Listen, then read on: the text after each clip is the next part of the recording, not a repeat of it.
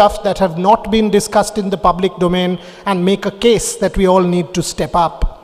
But more important than what the deliberations have been on stage, and they've been fantastic if you look at the media coverage and the virality that the conclave has received across media platforms in the country, what is also significant is what is going on backstage. An Abhinav chat, speaking to Shriyanka for an hour, having breakfast with Sift. These are little moments where the baton passes from the legend to the would-be legend, from one champion to another. These are the kind of informal conversations that the conclave wishes to facilitate.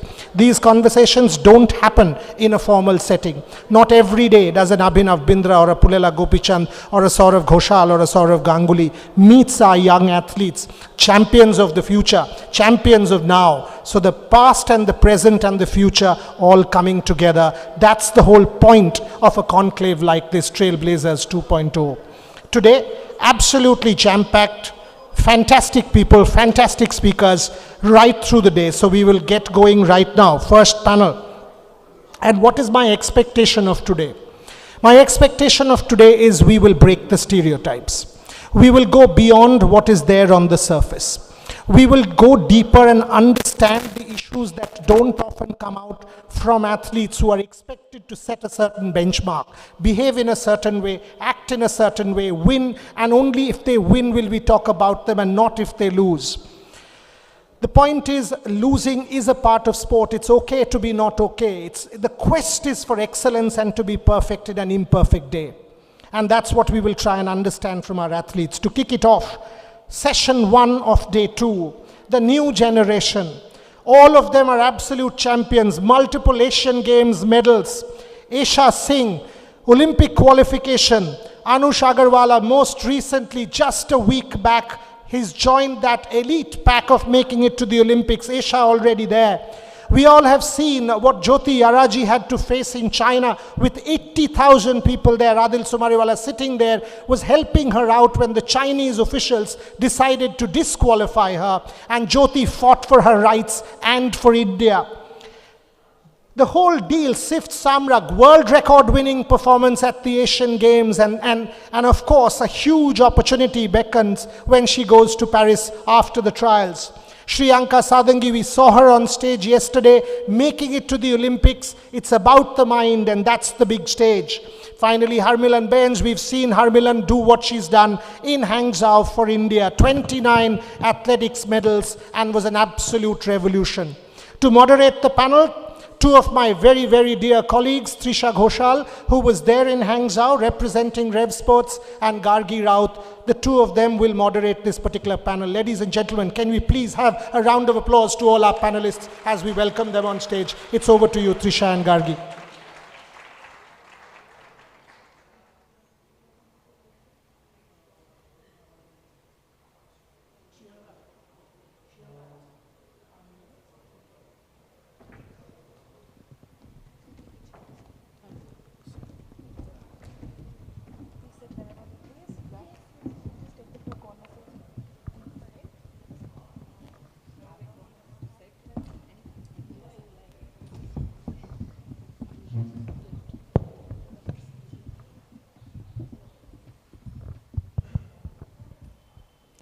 Hello everyone, I'm Gargi and this is Trisha.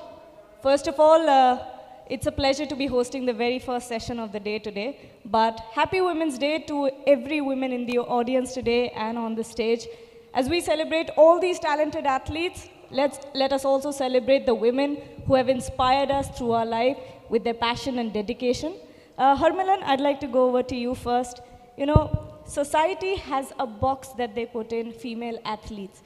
And when you don't, give that perception, they might judge you for it. How are you breaking those barriers? Well, thank you, first of all, for having me here, and happy Women's Day to all women. First of all, I'm really very lucky that I belong to a sports family, and that helps me to break that barriers. But in some cases, even that type of challenges we face in our family.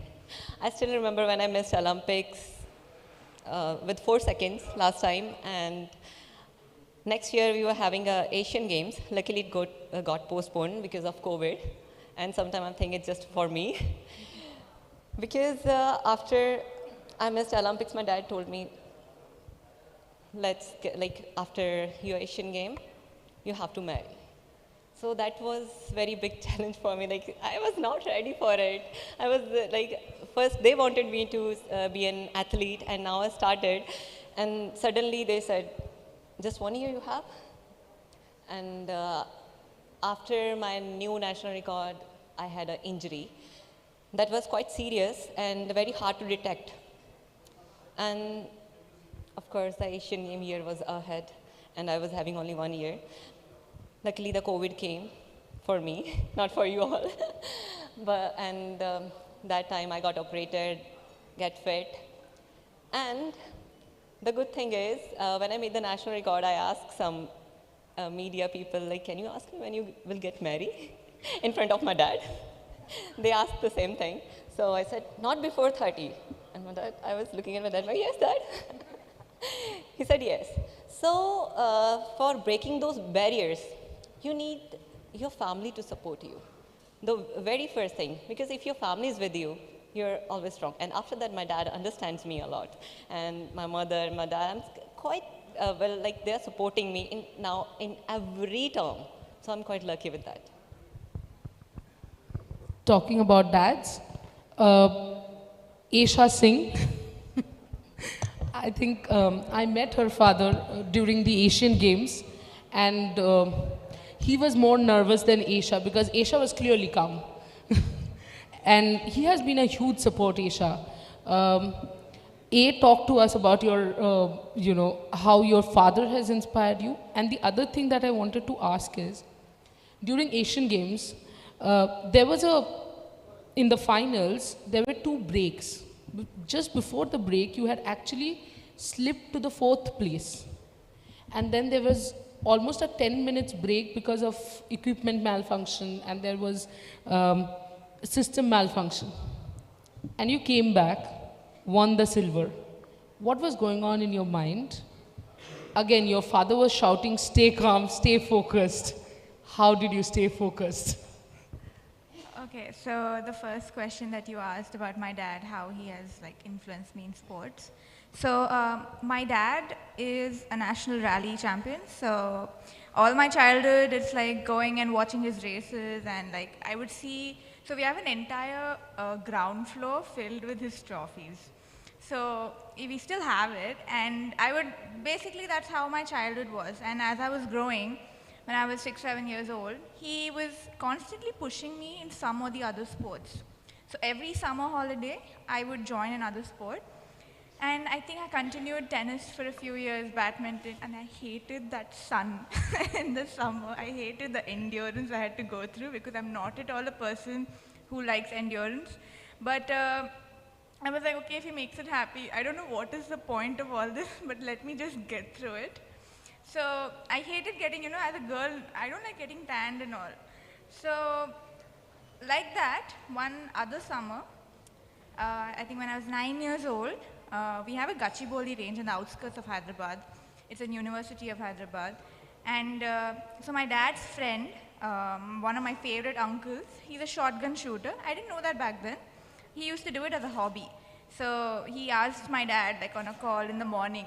And it's very unusual to see my dad wake up and get ready that early in the morning.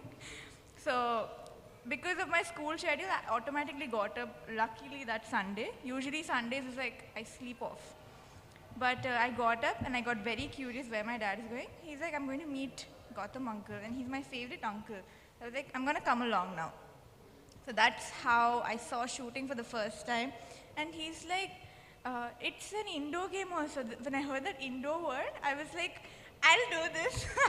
Because there's like AC and all. And I couldn't lift shotgun because it's very heavy. For a 9-year-old, I mean, I almost fell back. So I tried everything. That's how I picked up pistol. So I did ask my dad why you were pushing me into sports, because, so his reason was, he always feels that sportsmen throughout their whole life, they carry a sort of discipline. And that helps them not only in sports, but throughout life, You see life in a very different point of view. You know what discipline does to your life and how self-discipline really shapes you all throughout life. So that is my dad's role in my life. And Yeah, throughout my whole journey, he's been my biggest motivator. He believes in me when I don't even think I can do it. He says, no, you have to play this because I know you are in your peak. Because when I don't even feel like I'm in a peak, but he believes in me in certain moments where, I'm very low, but he knows I can do it. And about Asian Games now coming to it, and yeah, there were 2 breaks in 25 meters. There was a very unfortunate malfunction. Usually it never happens, and that too at that kind of a platform. But yeah, it happened, and I think usually like in sports, when you have that kind of a long break, you break your rhythm in your brain. Like when you're in a flow, it breaks it. I wasn't in flow that time, as you said, I was very low, like 4th rank. So during that break, my dad, so I'm from Hyderabad, so he would say certain lines in Telugu which nobody would understand in the audience. In China, no way. So only I would understand it. So he would say, keep your mind in place, focus, think about what you're doing. So I could very faintly hear it, but I could understand what he's saying. That helped, and also I feel when I've given that time, I know exactly what to think. I know exactly what I'm doing wrong. So for me, those breaks were a huge advantage. And I started to think what I'm doing wrong, and I instantly got it. And because it was such a long break, so in 25 meters, our weapon is very heavy, right? For like one arm, lifting it, it's too much. So when I was given that break, one, I got a nice recovery for my arm. I got a good rest. And second, I was mentally reset. So I really nicely reset my mind. I was like, okay, whatever happens, I'm going to give my best. Now I know what is going wrong. And I was right, and by God's grace, it was all fine. That's incredible. And Anush, I'd like to come to you next. Since we're celebrating Women's Day, I'd like you to talk about your mother, Preeti, who's here in the audience right now. But I've seen her at every event. She's had your back no matter what. Talk us about how she's inspired you and backed you throughout your career. First of all, thank you for having me. It's absolute a pleasure to be here. So I've been lucky to be graced by wonderful women in my life. My dadi is here, my aunt is here, my nani is here, my masi is here. So they've supported me all the way. And especially my mom, she introduced me to the sport. When I shifted to Germany, it was not an easy transition at 17 years old. Shifting to a new country, I did not know anybody. I was absolutely at not a good level at the sport, and it was just a lot, and everything like together was a lot for me to take in that moment. And she believed in me. She told me to keep going, keep pushing, keep working hard. Even balancing my studies along with everything else. And she's been there for me all throughout. She's there for most of my shows in Germany. She's always there. And, it's coming from India. The German weather is quite challenging throughout the year. And, stuff like that does not matter to her. What's important for her is that, to support me in whatever little way she can. So, yeah, thank you for that. And thank you, Mom. Shriyanka, we were talking about breaking barriers. I also want to ask you, you have had 14 years now in this career. It's quite a long journey. Yeah. Much like Harmilan said, do you think that women athletes are probably asked these questions a lot more, like when are you getting married, when are you settling, way more than say your male counterpart who would be asked about the next tournament? What is your preparation for the next tournament? And when it eventually happens, like how do you handle it, or do you kind of feel a little let down by the society that you guys are put into different boxes completely? A very good morning to everyone. Happy Women's Day. So to powerful women, may we be them, maybe support them, and maybe be surrounded by them. So I think it's a very interesting question. I feel like, yes, definitely it happens. So we are all part of a society. And all the people that we interact with are also part of the society. And usually society expects a certain way women behave, the certain things they do. In fact, shooting is also an unconventional sport. Initially, when I just started, when I tell people that I'm shooting, they'd say, "Acha, kaun si movie ya kaun si ad ki shooting ho rahi hai?" So then you tell them ki nahi bandook. So first reaction is, "Oh, hame goli mat marna," and the next reaction is, "Cha, goli wo matlab bandook chalayegi to shaadi kaun karega?" So, but that's how the society's mindset has been conditioned for so many years. So of course, women athletes do face these questions much more than men athletes, because there are, although not taking it away from the men athletes, there are different kind of expectations from them around that same age where we are expected to get married. So a question which is often asked women, especially in Olympic sports, is how do you plan to manage your important events in life around your Olympic cycle? So when you get married, when you're going to have children, all of that. And definitely it is an important part. But yeah, so sometimes I feel like people need to step out of the box, look at it from a larger perspective, see women as athletes first instead of looking at it as a role-specific thing. But definitely the mindset is changing. People are coming out. There are people like Harmilan, there are people like Bhavani who are doing different sport. And when women go out there, when they break barriers, when they perform well, there are people sitting in small corners of the country who look at them and then they feel like, yes, that is possible. Earlier, women were not encouraged to do a lot of sports. There were very few sectors where women athletes would come out of. But today, we feel so fortunate that all across the country, we have athletes coming out and they're doing so well. So they inspire other people to come out and do it. And I think sports is a great platform where we can find ourselves, where we can find our voice, not just for ourselves, but also to empower other people around us and lift each other up. So, thank you. Sift, I'd like to come to you now. I don't know how many know about this, but you left your MBBS journey to come into shooting a completely uncharted territory. You know, how was it like? Was there a lot of pressure on you? How do you transition from MBBS, a very stable career, to a completely uncharted path? So first of all, very good morning to everyone and happy Women's Day. So MBBS, I think this is a favorite question that everyone asks me. So I was not in a team. You can say I was in 18th rank in senior teams when I was giving my NEET exam. And I cleared it, and me and my family were very clear, okay, because my junior was just going to end. And there was one World Cup, I will focus on that, and after that I will be going for just MBBS, no shooting. And I think that year after the COVID, the national, that was my, you can say, best national ever. And I was having a feeling, okay, now that I'm leaving, no need of taking any pressure or tension, so just do it and finish it. I think that thing, that because I was not having any pressure, because in my mindset was like, theek hai, last game hai, that changed it. And that was a national where I made a national record, and it was my personal best score ever. And from there, we mainly, it's like for shooting, we have a 3 competition, then they decide the team that who will be going to play a World Cup.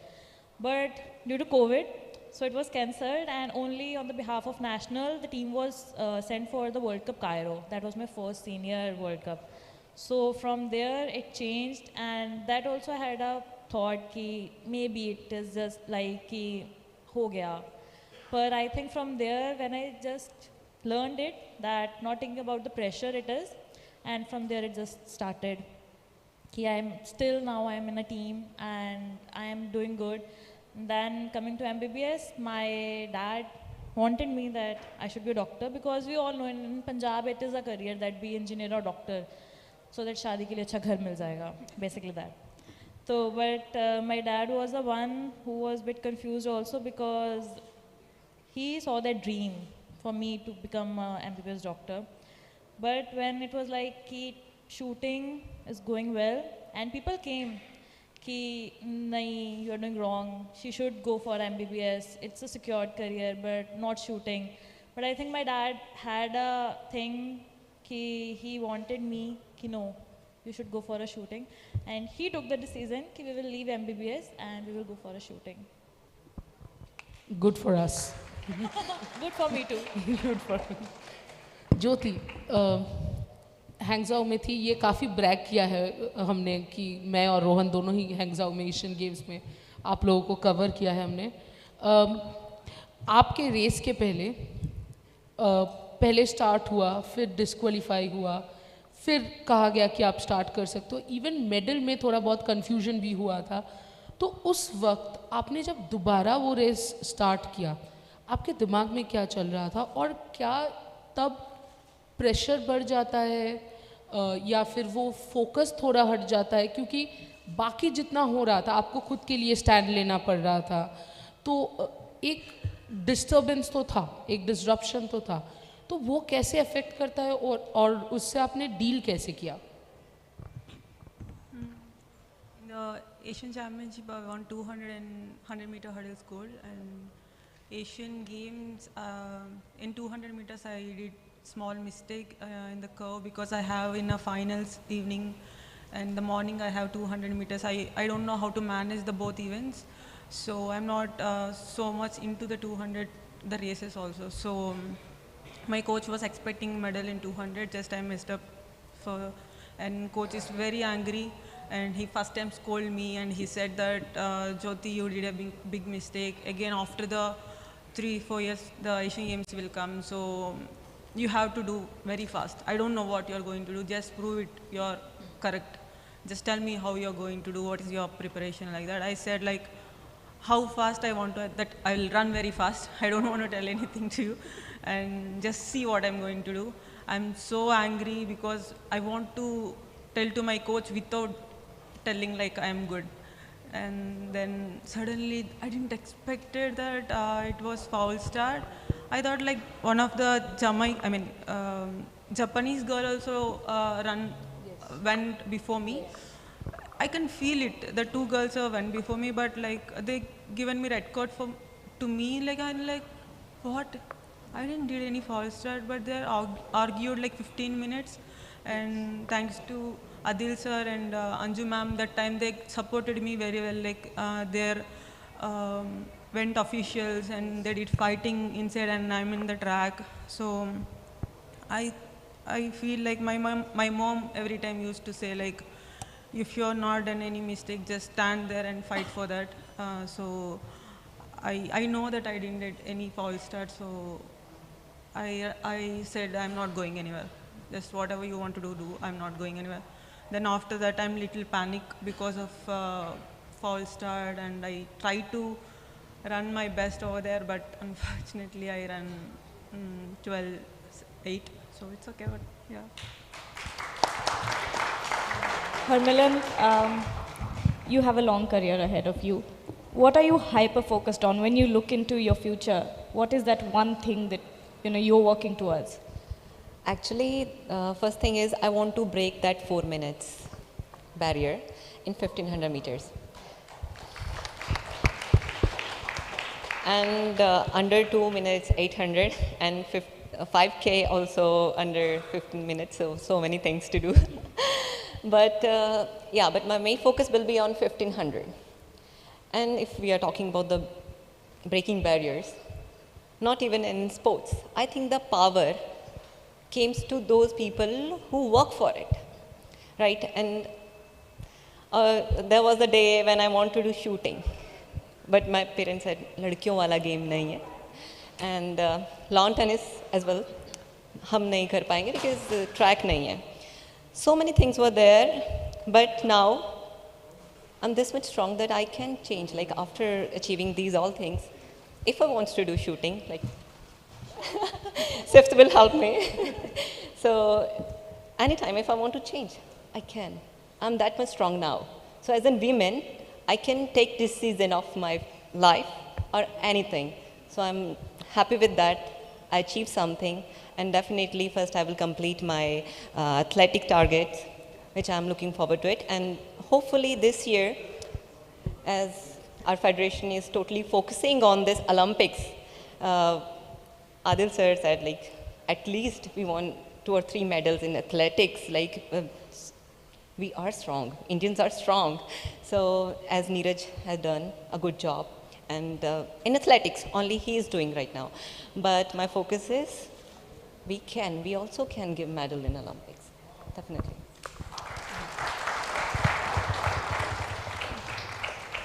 Aisha, coming to you, Paris Olympics is a few months away. Yes. How's the preparations going? Is there anything specific that you're training on and planning to let us know as well about it? So here's something you should know about me.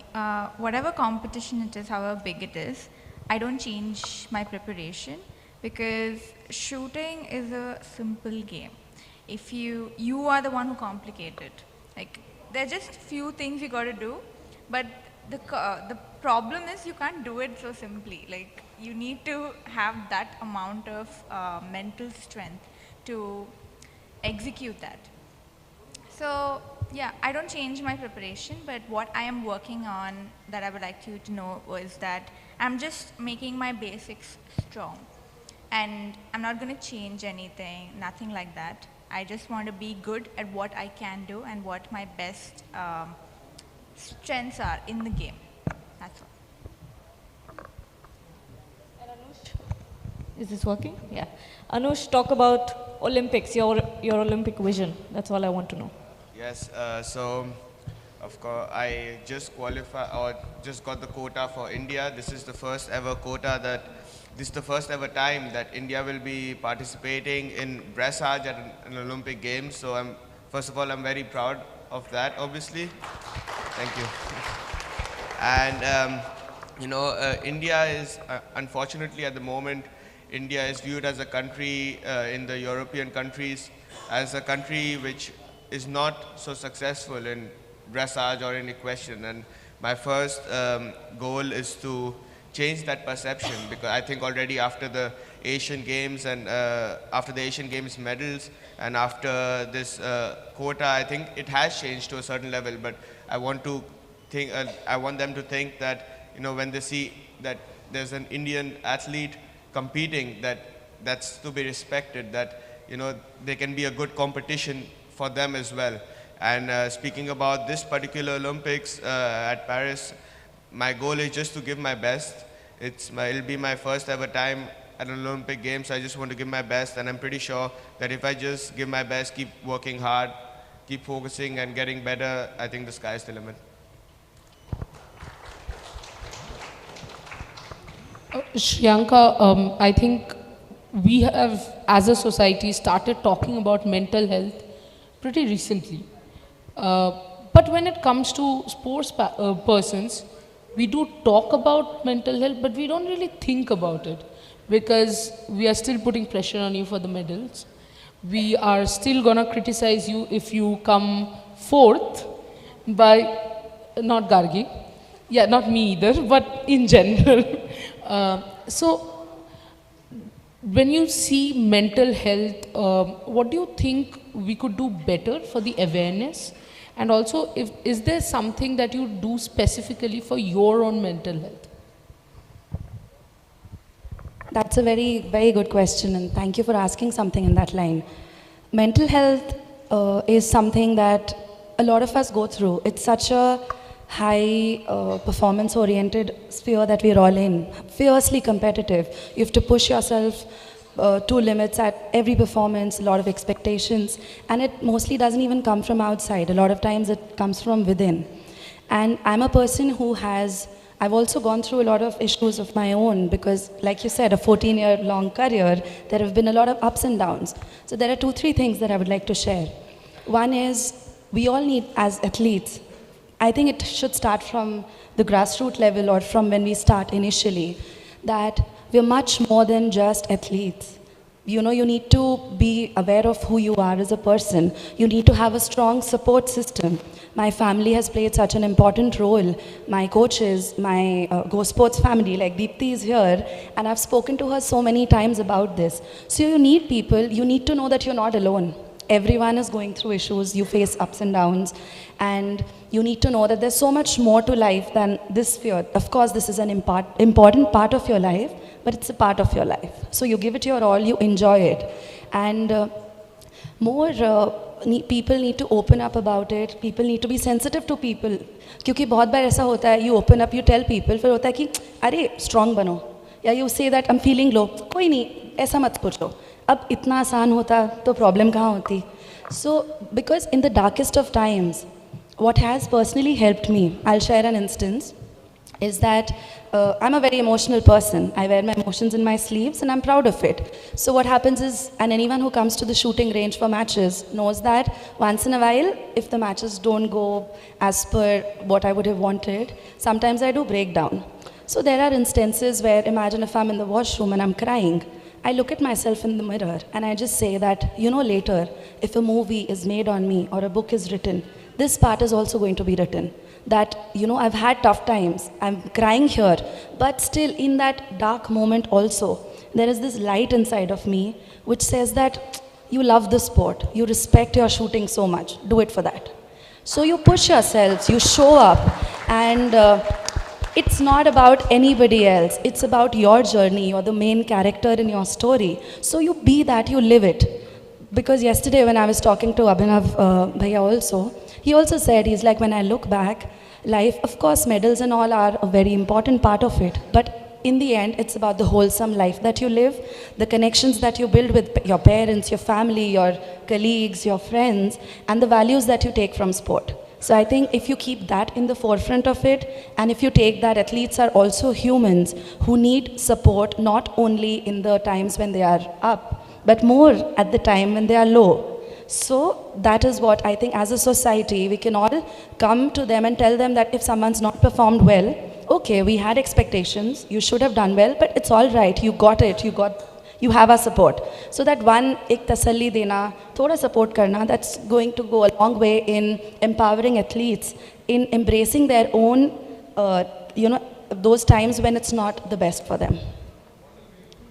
And Sif, shooting is a sport where you can't just walk it off, you can't just take a round and, put your physical energy somewhere. It's a sport that needs stillness, which is, I think, much more important than, doing all this physical activity. Personally, for me, with the pressure of Paris right now on you, how are you, dealing with all this pressure right now? So my parents made it very clear that we haven't thought about it, that I will be reaching here. And so you should just enjoy where I'm going, like if I'm training in Europe or if I'm going for some competitions. You should enjoy that place, you should enjoy that competition rather than thinking of Olympics.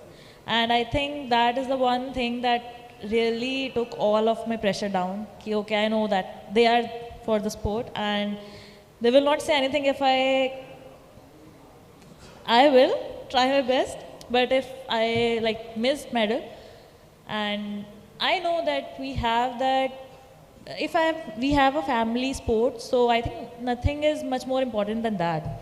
So for me, I am training and I'm just working on my things so that we can perform good. And that's a part of your life. You can just do the hard work. Results are not in our hands and we can't think about it. So things I have in my hand, I'm just doing all that.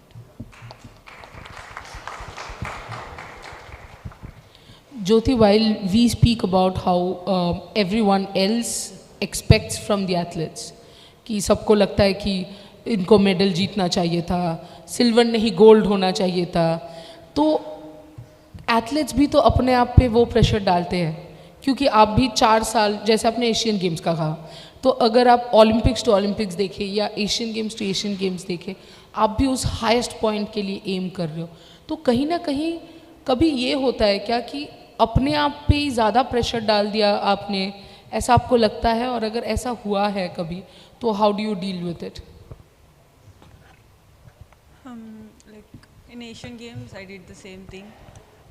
Actually, every athlete works very hard and they dream for their medals and they want to win in every competition. But sometimes, some physically and mentally we are sick or we are tired of end of the seasons and some reasons will be happening. So I think that time we always think we want to give our best over there, and it's no matter sometimes people will tell if we win also people will tell, if we lose also people will tell. So we ignore that and we go forward for our next competition. If we lose one competition, I think I always motivate myself like it's okay, just there is a one lesson you learn from this, because it's like Asian Games, that I know that I can fight for myself this much good. So I take that positive and I'm going this season very good vibes. Harmilan, you're very active on social media. I've been following you for a while now, and you don't shy away from opening up on the issues that women face. Recently, you posted about, training through your period. Do you think there's still apt gender sensitization in sports? Well, on that post, I got some bad comments as well. कि हुआ था तो post करने का क्या ज़रूरत था? Like, the thing was, we are training on those days too. Like, if don't take me wrong, guys, the men's who are training for a whole month, and we are training for 3 weeks with 100%, and with 50% we are training for a week. And if you look at my face was totally swollen that time, and I was in pain. But the thing is, sometimes boys will not understand. But luckily I have a very good brother, he comment on that post. And I have my good friends, they comment such a good comments on my post. So not all are bad, but yeah, periods is normal thing. Everyone is having, you guys are here because your mom was having periods. Your sisters are having periods. Like, this is not a big deal. It's a common thing. And I don't feel if we are facing something bad, we can't open it. That's wrong, I think. If you are in pain, if the boys or the girls in pain, you should open it up. And that time, we need a support. When I missed Olympics, in Grand Prix, I did 4:08. I missed with 4 seconds. But by the time of interstate, after 10 days of Grand Prix, I was having periods. And there was a bad pain in my stomach. And I ran 4 minutes, 18 seconds, my bad time ever. Like, there was a huge gap between the qualification mark and the timing I had run. So sometimes it gives such a big shock, big impact on your performance. I was so fit. I was doing so great. My body was like 4 minutes, 4 seconds. But I was running 4 minutes, 18 seconds. The thing is, I was having periods. Who knows? They were saying, khatam ho gayi. Khatam ho gayi. That's the judgment. Now if I speak, तब आप बोलते हो कि बोलने की क्या ज़रूरत थी? तो what do you guys want to know? So my thing is कि what do you guys want to know? अगर मैं बता रही हूँ, then you said बोलने की क्या ज़रूरत थी? Or if I'm losing the game, then you're blaming me. That's all. Well, today's session has been all about breaking the barrier, watching and listening to all of you talented athletes, talking about your careers and your life, who have supported you, how you've supported yourselves. And on that note, I'll end this session. It's been wonderful to have you all here. Ladies and gentlemen, can we have a round of applause, please? Thank you so much for joining. Be there. I mean, we were all listening, and some of us were just thinking to some of the issues that were being raised, and the last one by Harmilan. This is why this conclave is different. This is why we will celebrate each one of them more. It's not about being a cricketer. In our country, this whole eulogy that we give to our cricketers, but even for cricket, we call them gods. You reverse God, it's dog. This is what we do to our athletes. You win a medal, you're there. You don't win a medal, you're there. No, it's about the process. Do we understand them? They're human beings. Who are we to comment about them? Are we spending money to promote them? No. Have we spent money to get them where they are? No. When they sort of fight for the national color, the tricolour, they're doing it on their own. In this country, we keep talking about one medal in 130 crores? How many of the 130 crores dare to dream to do what they are doing? How many of them? And how many of them are women? Yesterday, I told you the story of Hupi Maji, the father, and I'll repeat that story once more for this audience. Hupi Maji, her father told her, she's a rugby player, she's the captain of the team from Odisha. Her father told her not to play because if you play, you wear shorts, you'll be beaten up in your village. Hupi Majhi was stopped from playing. And then she sort of lied to her father and continued to play sport. One day her photograph came out in the paper, and this is for all of them, by the way. Her photograph came out in the paper, her father caught her by the hand, locked her up and beat her up. Hupi just said, okay, fine, I will not play from today, but because I've been part of the national team, the Odisha government is giving me 5 lakh rupees. Her father looked at her and said, 5 lakhs? In 4 generations in our family, in our village, nobody has earned 5 lakhs. Are you talking serious? And Hupi said, yes, I am. And the father said, when will you get the money? And she said, tomorrow. The money gets deposited. Her father catches Hupi's hand and takes her around the village and says, from today, everybody in this village should play rugby. These ladies, ladies and gentlemen, and Anush, they are role models to each one of us. We don our hat. Wherever they lose, wherever they win, we are with them, because losing is part of sport. Each loss will get them to be better and to get success. By losing, that's what sport teaches us. We get better, to try and be perfect in an imperfect day. Thank you very, very much. Anush Agarwala, Jyoti Araji, Esha Singh, Sift Samra. By the way, what is the exact pronunciation? Rajaraman just came and said Sifat, and Abhinav said Sift. What is the exact pronunciation? It's Sift. It's Sift. Got it. So Raja, there you go. Harbilan Bains, Shriyanka Sadangi, Gargi and Trisha, and to my audience, fantastic panel. Can I please, who's coming on? Mika Ghosh, can we please have you on stage, please? She's felicitating, right? Can we have you, is she there? Can't see her. She's there? Where? Dakon unake? Hi, Ashud, please. চোখে আলো পড়ছে দেখতে পাচ্ছি না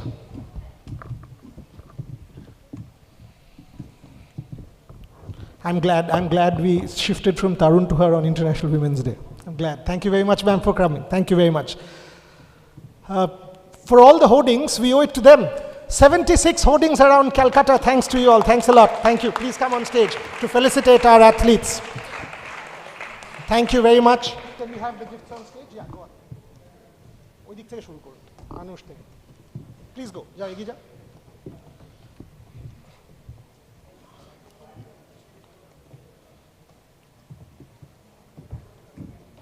it's just perfect. It's fine.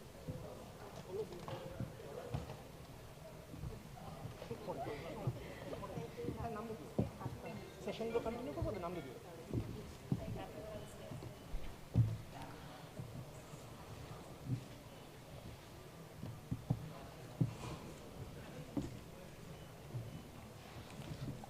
kindly stand for a photo, for a final photo up, and apni majkhane daran.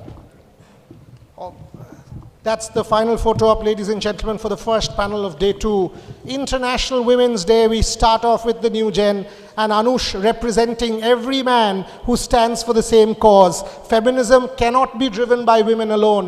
We have to take up the cause as much, and every man is an as much feminist as everyone else in the room. Thank you very much, Anush Agarwala. Thank you, everybody. Thank you, everyone. We move on to the next panel. And it's called The Winning Mantra, Dealing with Failure and Success. And the people talking about it, been there, done that. Anju Bobby George, absolute legend of our sport. Murali Sri Shankar, yesterday Adil was on record saying 8.42 and we can get an Olympic medal, not putting pressure on you, Murali. Deepti Bopaya, somebody I deeply admire for the 20 years of work that she's put into sport. And of course, a very, very dear favorite, one of the greatest Indian sportspersons of all time. Put your hands together for Mahesh Bhupathi.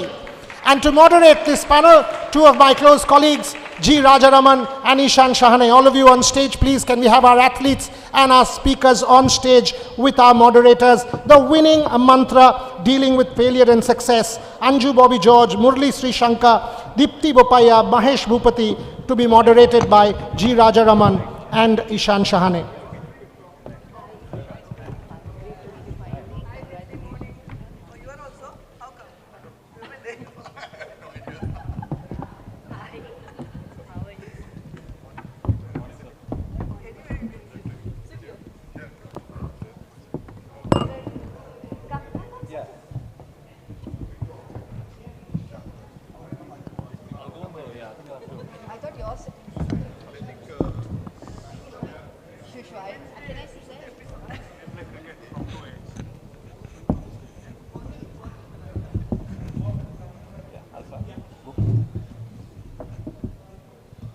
Hello everyone, good morning. I hope everyone's doing really well. It's day 2, session 2, and I could not be more excited. A warm welcome to all our guests as well. Mahesh, I'm going to get started off with you straight away. How do you handle failure?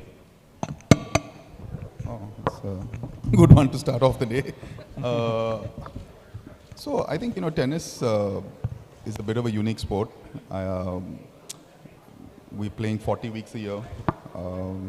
We honestly don't have time to dwell on both success and failure, to be honest.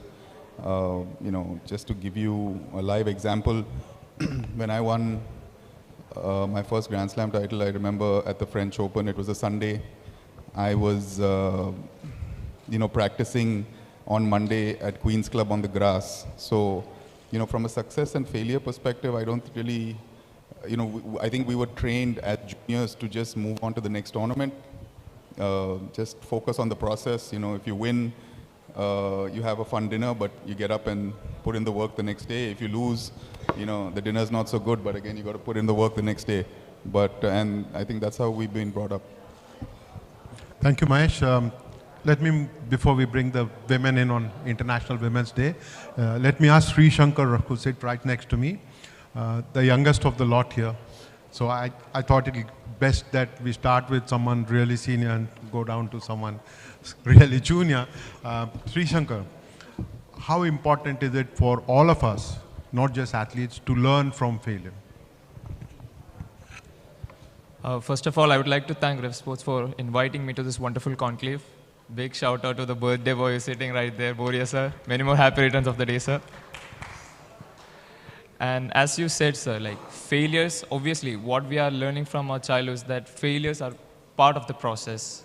It's a part of the learning process, I would say. And even I consider myself as a big sports fan, even more than being an athlete. And I follow a lot of sportsmen across the world. And after last year's NBA championships, when Milwaukee Bucks, they went out of the conference semifinals. So Giannis Antetokounmpo, the Greek player, he was asked by a reporter that, would you consider this season as a failure? So the answer which he gave then was a wonderful speech. Of course, he's a Greek, he's not that fluent with English, but he said that every year, every season, we learn one thing or the other. Sometimes you win, sometimes you don't. But when you don't win, we learn something from that. So that speech, that was like a 2-minute motivational speech of the decade, I would say. Because he's one athlete who have come up from a really low level to the high level. Sometimes you win, sometimes you don't. And when you don't win, you learn something from it. He kept it as simple as that. He's the 2-time MVP. He's working hard. And he said, every time we lose, we learn something from it. We keep working hard. Michael Jordan played for 15 years. He won 6 championships. So all the 9 years, do you consider that a failure? Obviously not. He's learning something from it. He has done double three-peats, back-to-back champions 3 times in a row for twice. So every time we don't do something right, we learn from it. Same goes for myself in my sport also. I did quite terrible in the World Championship last year in Budapest. So what was in my hand was learning from those experiences, taking the lessons from the failure in Budapest and make the best use out of it at the Asian Games in Hangzhou, which quite impressively I was able to do it. So it's winning and it's learning. I don't consider failure being a part of sport. It's either winning or we learn from it. I think that's extremely well said. Anju, I would like to ask you the next question. Taking a note of that, how important is it to be level-headed, to not get carried away with the success, at the same time, not be too disheartened if it doesn't work out for you? Well, honestly speaking, for me, so every year we are starting with big expectations. And especially in Olympic year, World Championship year, so every athlete, they are starting with big expectations, and the training, it will be very high. The toughness of the training will be very high. But the beauty of sport is uncertainty. So if it's certain, then nobody will come and watch. And for us also the same thing. And see, the winning, we are taking it as a celebration, but losing it, that we are taking in our heart, that we will keep it our own. Still, into 2004 Olympics, I'm still hanging there. But next year again, I came up with the World Athletic Final gold. So we are actually moving on, But that failure, we are taking it as a lesson, and we are keeping it ourselves, and we are moving on. But see, one thing everyone should understand, see, nobody is playing for losing our, like, it's our headache. If we lose, see, we are taking ourselves, it's our headache. Next time, next competition, we should show the world that we are capable, we are again coming up.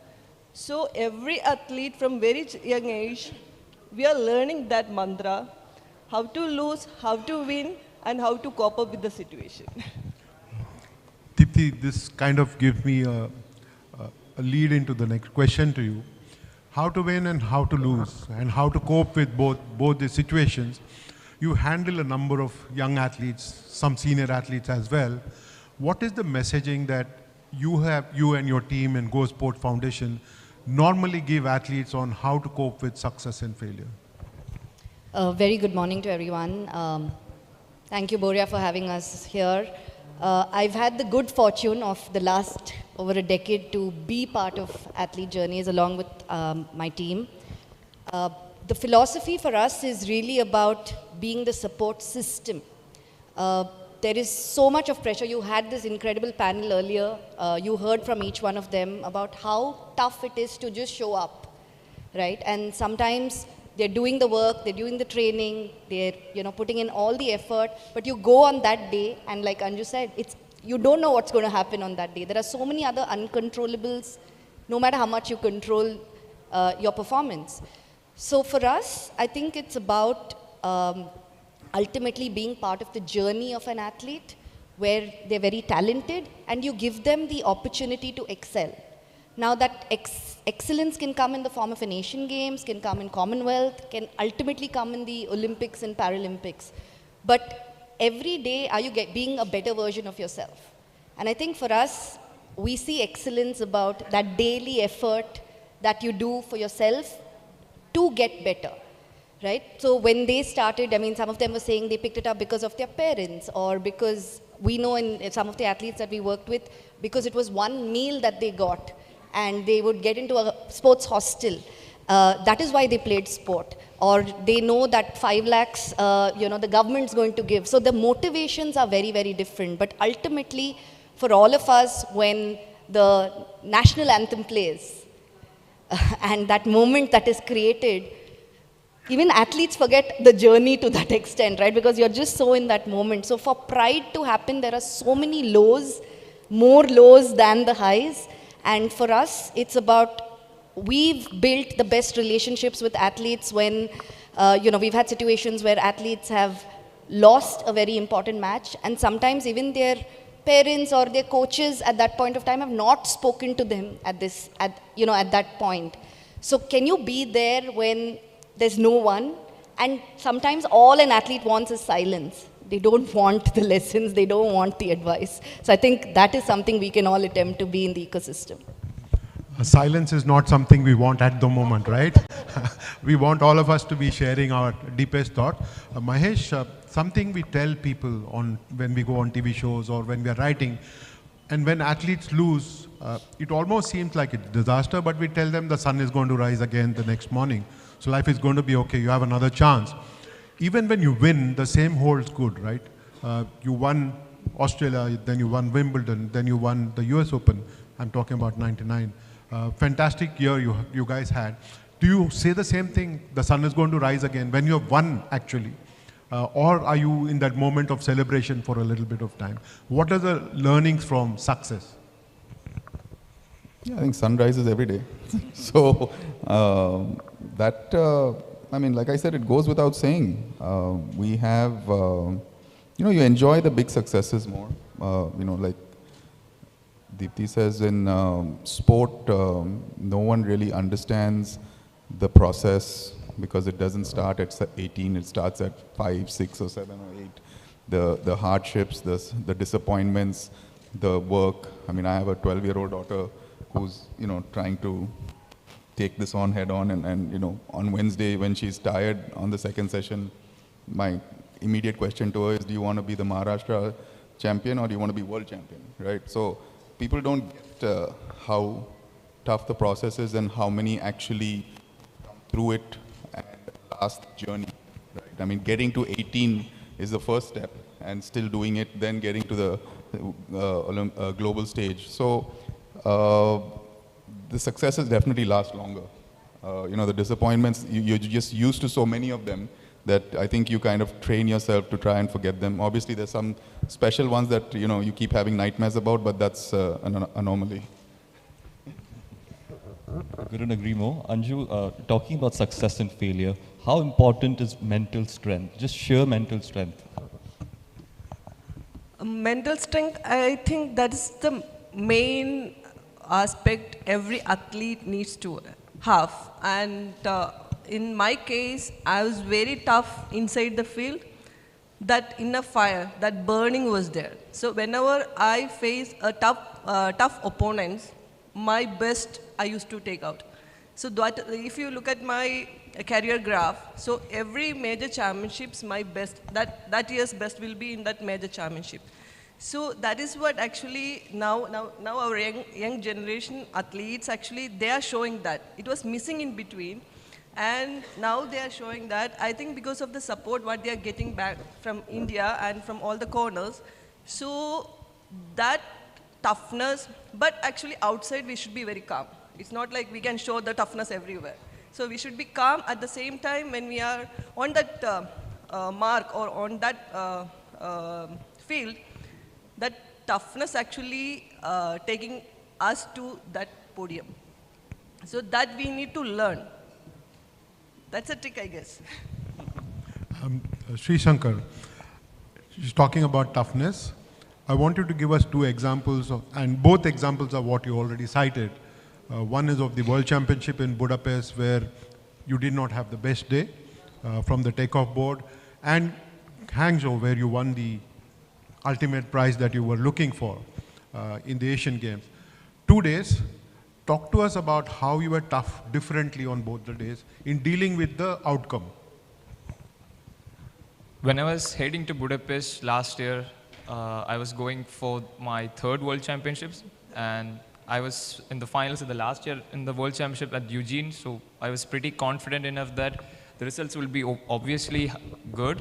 And heading up to the World Championships, the training results were incredible. I was in the best shape of my life, and we were expecting something good. So I won't say it was a pressure, but that day was completely off my hands. And when I took the first attempt, I fumbled up on my approach.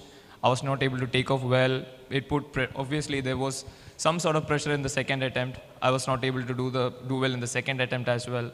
Third attempt, I slipped off the board, and yeah, that was it.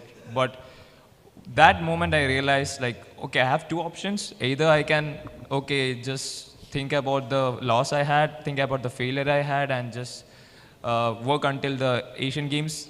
Or I had another Diamond League coming up after 1 week. So the moment my father is my coach. So the moment both of us reached back to the hotel room, I said, Dad, we are doing the Zurich Diamond League. No matter what, we are leaving Europe with a fine result. So even my dad was also confused. Are you in a proper mindset? Will you be able to train in the coming days? Because the results we were expecting in Budapest was completely different from what we have. It was like a huge mental shock for all of us, all my family members, and the entire team, because I was training so good. So we got prepared ourselves mentally for the Zurich Diamond League. I did the Diamond League. I secured 5th position there. I qualified for the Diamond League finals. Yes, now we are in a good shape to prepare for the Asian Games. And then it was the Asian Games. And for long jump event, the thing is that when you go for the Asian Games, or you go to the Commonwealth Games, or you go to the Asian Games, the Asian Champs or World Champs or Olympics, the level of competition is really high. Because when you take the proportion of the jumpers in the finals at the World Champs or the Olympic Games, there are 3 Asians, 3 from Commonwealth countries, 3 Americans, and 3 Africans. It's always like an equal proportion. So if you want to win a medal, you have to be like equally competent enough to win a medal at the World Champs. So the athlete who won gold with me at the Asian Games was the 2022 World Champion. The athlete who won the bronze with me at the Asian Games, he's the Asian Junior record holder.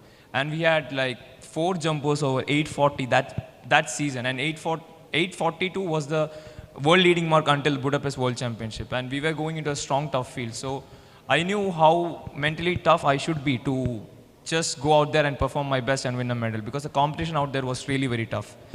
But with the experience of Budapest, with the learnings from the mistakes I've made, we mustered up all the energy, and I was able to do quite well. In spite of carrying an injury for all the 6 months, I was able to do quite well. With 8:19, I won the silver medal. But the learning experience from Budapest until Hangzhou is something which I would really carry on to the years to come, because that's comeback. Like, you have come back, you have prepared your mindset for the event after a big failure, and you have done something. Of course, 8:19 is not a huge jump, but I would say in a comeback perspective, I'd be really happy of how I performed after the Budapest World Championship. Instead of getting down, instead of feeling low, I just got back and I was able to do what I should do. So, and I've always been drawing inspiration from all the athletes across the world and all the athletes in India. Like Neeraj Bhaiya, he motivated me a lot, he supported me a lot. And after I came back to the hotel after Budapest, from the stadium in Budapest, I met Neeraj Bhai and said, "Bhai, koi nahi, ye sab hota hai life pe. This is life and we have to move on." मैं बोला, "भैया, स्यूरिक करना है कि नहीं, मैं सोच रहा हूँ." बिल्कुल करनी चाहिए आपको. You really have to do it. There is jump in you. You have to go there and you have to show it up.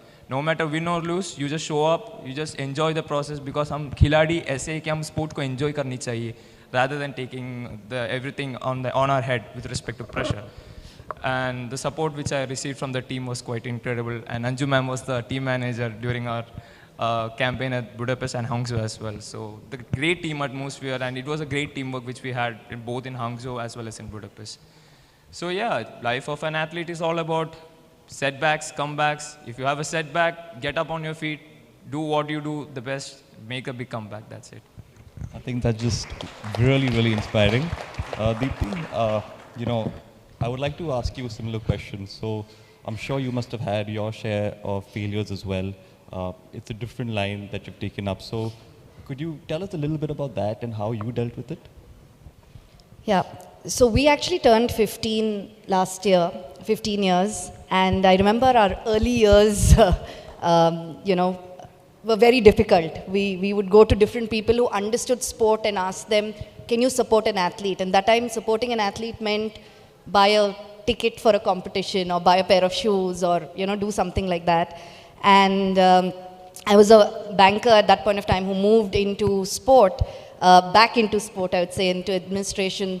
And we were 15 athletes. We could actually only support 15, 20 athletes with the kind of money we could raise.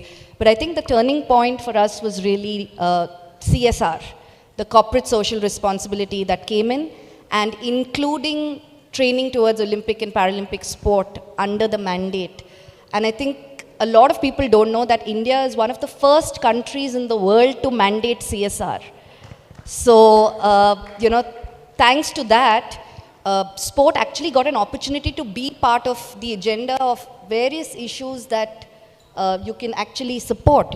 Women, health, education is primary reasons. But when we talk about sport, and you just heard from the panel in the past, and all these are great examples of people who have eventually become role models and some of the best citizens of our country. So what sport does is not just go and win the medal, but it is the whole journey of becoming this individual. So I think for us, the ups and downs was so much, but very happy to say that today we give out financial scholarships to about 200 athletes.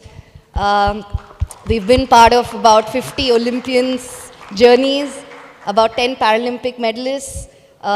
So thanks to our donors and partners and corporate India who've come in. But the number is so less. Out of the 50,000 crores available for CSR,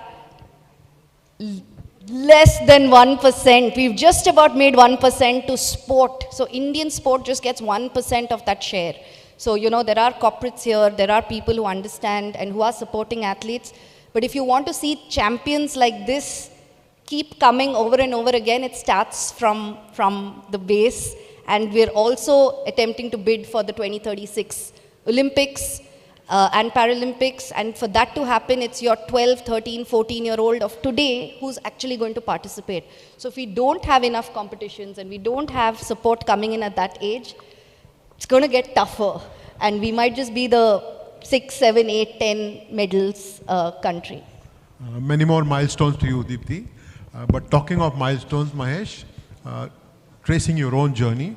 Can you give us 2 examples of one, you holding yourself under pressure and doing well because of the learnings from failure that you had or from success that you had, holding yourself under pressure and performing well, and one example that you've seen someone else do the same, one from your own life and one example from someone else you've seen? I don't think I can pinpoint one specific example. I mean, when you're winning the big ones, I guess, the pressure is there from round 1 to the final, right? I mean, it's just a different level of pressure, and obviously if you can deal with it, then better than the opponents, then normally you end up on the good side. I can give you an example where we didn't hold ourselves under pressure. That's, when we played that Olympic semi-final,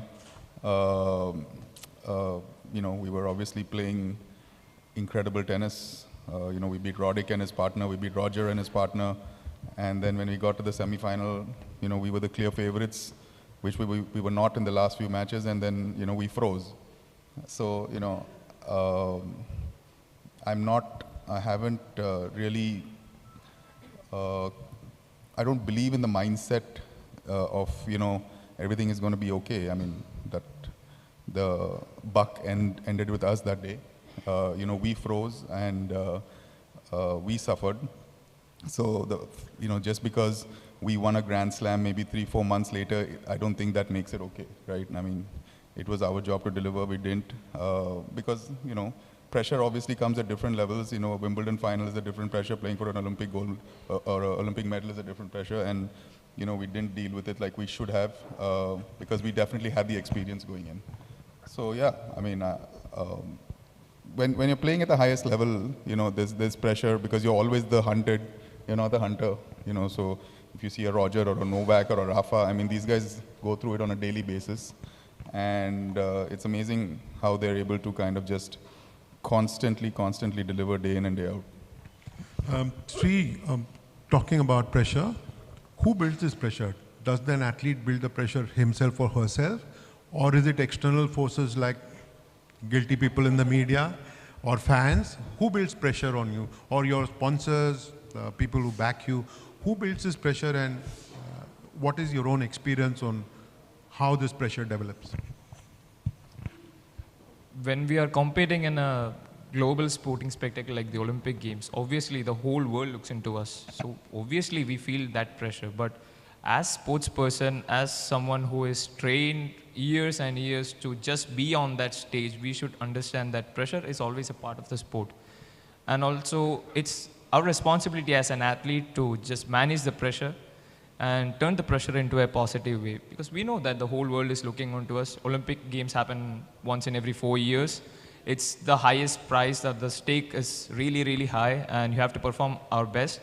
So the media will be quite eager to watch you. The fans will be quite eager to watch you. Every eyes will be on you. Are you going to jump this distance? Are you going to win the medal?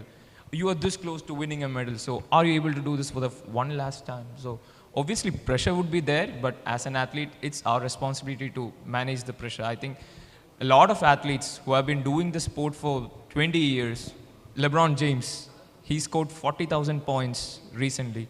He has been playing for 21 years. So imagine the kind of pressure which he goes through every season, every game, just being LeBron James. So the quality of the top level athlete is that they are able to handle those pressure, they are able to manage the pressure.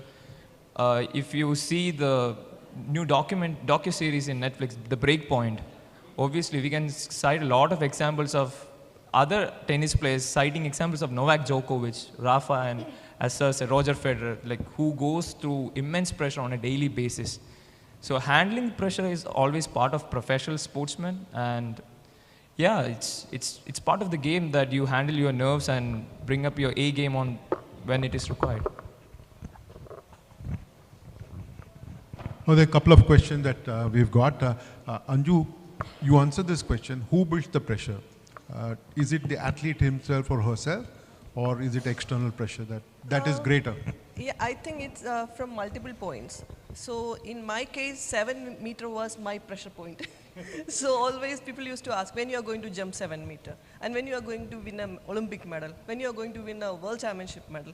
So that is the pressure points, and actually as he said, we are learning how to handle that. And see, when we go for Olympics, that pressure is something different. That glory is something different. In athletics, world championship and Olympic medal, the weightage is equal, but the medal in Olympics is giving an extra pressure on us from our country. And of course, the media. See, she is yeah, she is well short of 1 centimeter in this competition. See how she is going to perform in the world championship. Such kind of things are actually we are dealing every day. But with all these things, we have to do our best and we have to produce our best and we have to win a medal for our country. And that is what we are doing. I think that's lovely. My final question for Mahesh here. I think it's only fair we give our respect to our mentors who help us handle pressure. So would you like to mention a story, a small story about someone who's inspired you to handle pressure better? Yeah, honestly, 20, 25 years ago when we were playing, there was no, mental trainer, honestly. You dealt with it yourself. For good or bad, you learned from it and you tried to get better. Today, these kids are so spoiled and they're lucky.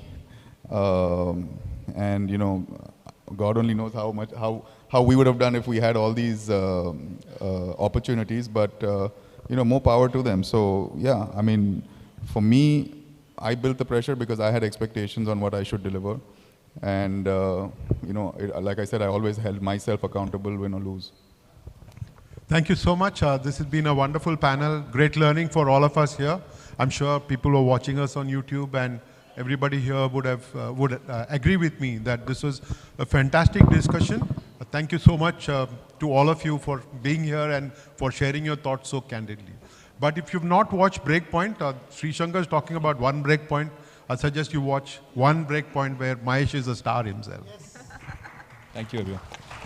Yeah, absolutely special panel, fantastic panel. Now, we've heard the word pressure many times. I'll give you one story of pressure with, I asked Sachin, so what is pressure? Because we use the word pressure very loosely, and he said, look, there are two ways to look at pressure. One, pressure's here. And if pressure's here of 1 billion, they'll pull you down, they'll push you down, right? If pressure's here. And one is pressure's here, behind you. If pressure's here, they'll push you forward.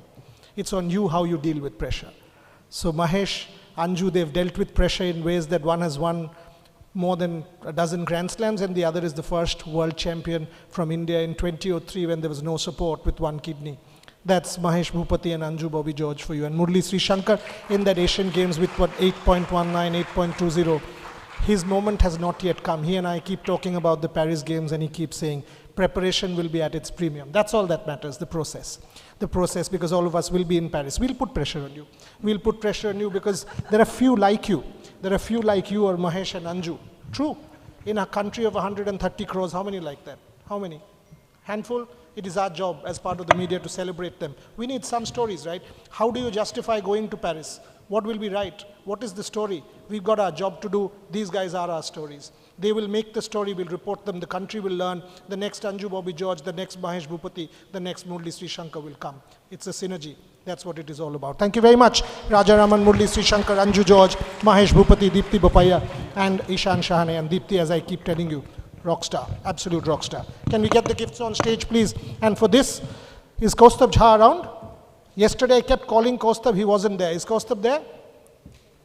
Kaustab, are you there? You're not there. Are you there? Okay. Pardon me? Yes, I don't know. I will request my friend again. Yesterday he wasn't there. Sanjeev, can you please come up and do the honors?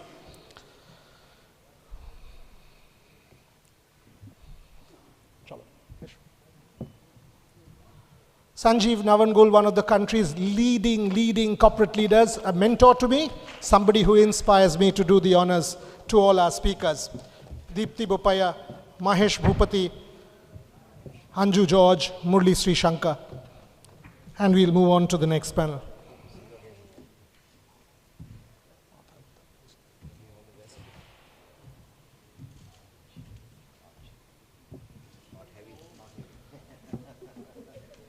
I'll just give one. I mean, come on, I can't hold all. নিচে নামলে দাও ঠিক আছে এখন দিয়ে দাও নিচে নামলে ঠিক আছে it's okay দাও দিয়ে দাও you can't expect everything to be sort of held up ঠিক আছে it's okay Sanjeev, can you stand for a photograph please? Thank you. So there you go, ladies and gentlemen, panel 2, and it's been a sensational start today to the winning mantra dealing with failure and success. Anju George, Murli Sri Shankar, Deepti Bopaya and Mahesh Bhupathi. Thank you very much. Thank you Raja, thank you Ishan, thank you very much. Thank you Sanjeev for doing the honors. Okay, the next panel, celebrating women's empowerment, motherhood and sport, a plenary panel, and this one is special. To be part of this panel, I got to get Anju Bobby George back on stage. Anju Bobby George back on stage with Sanjeev Navangul, Dr. Rohit Gudgutia, and of course, put your hands together for the one and only multiple world champion, one of India's greatest, MC Mary Kom, on stage for this panel on motherhood and sport to be moderated by Dr. Sharmishta Guptu. Motherhood and sport, women's empowerment, our plenary panel for this Trailblazers Conclave 2.0.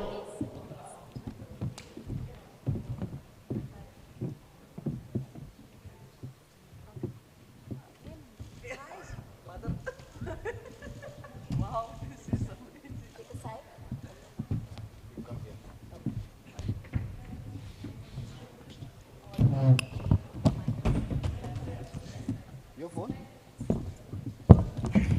Oh my God. Control. Calm down. Calm down. Yes.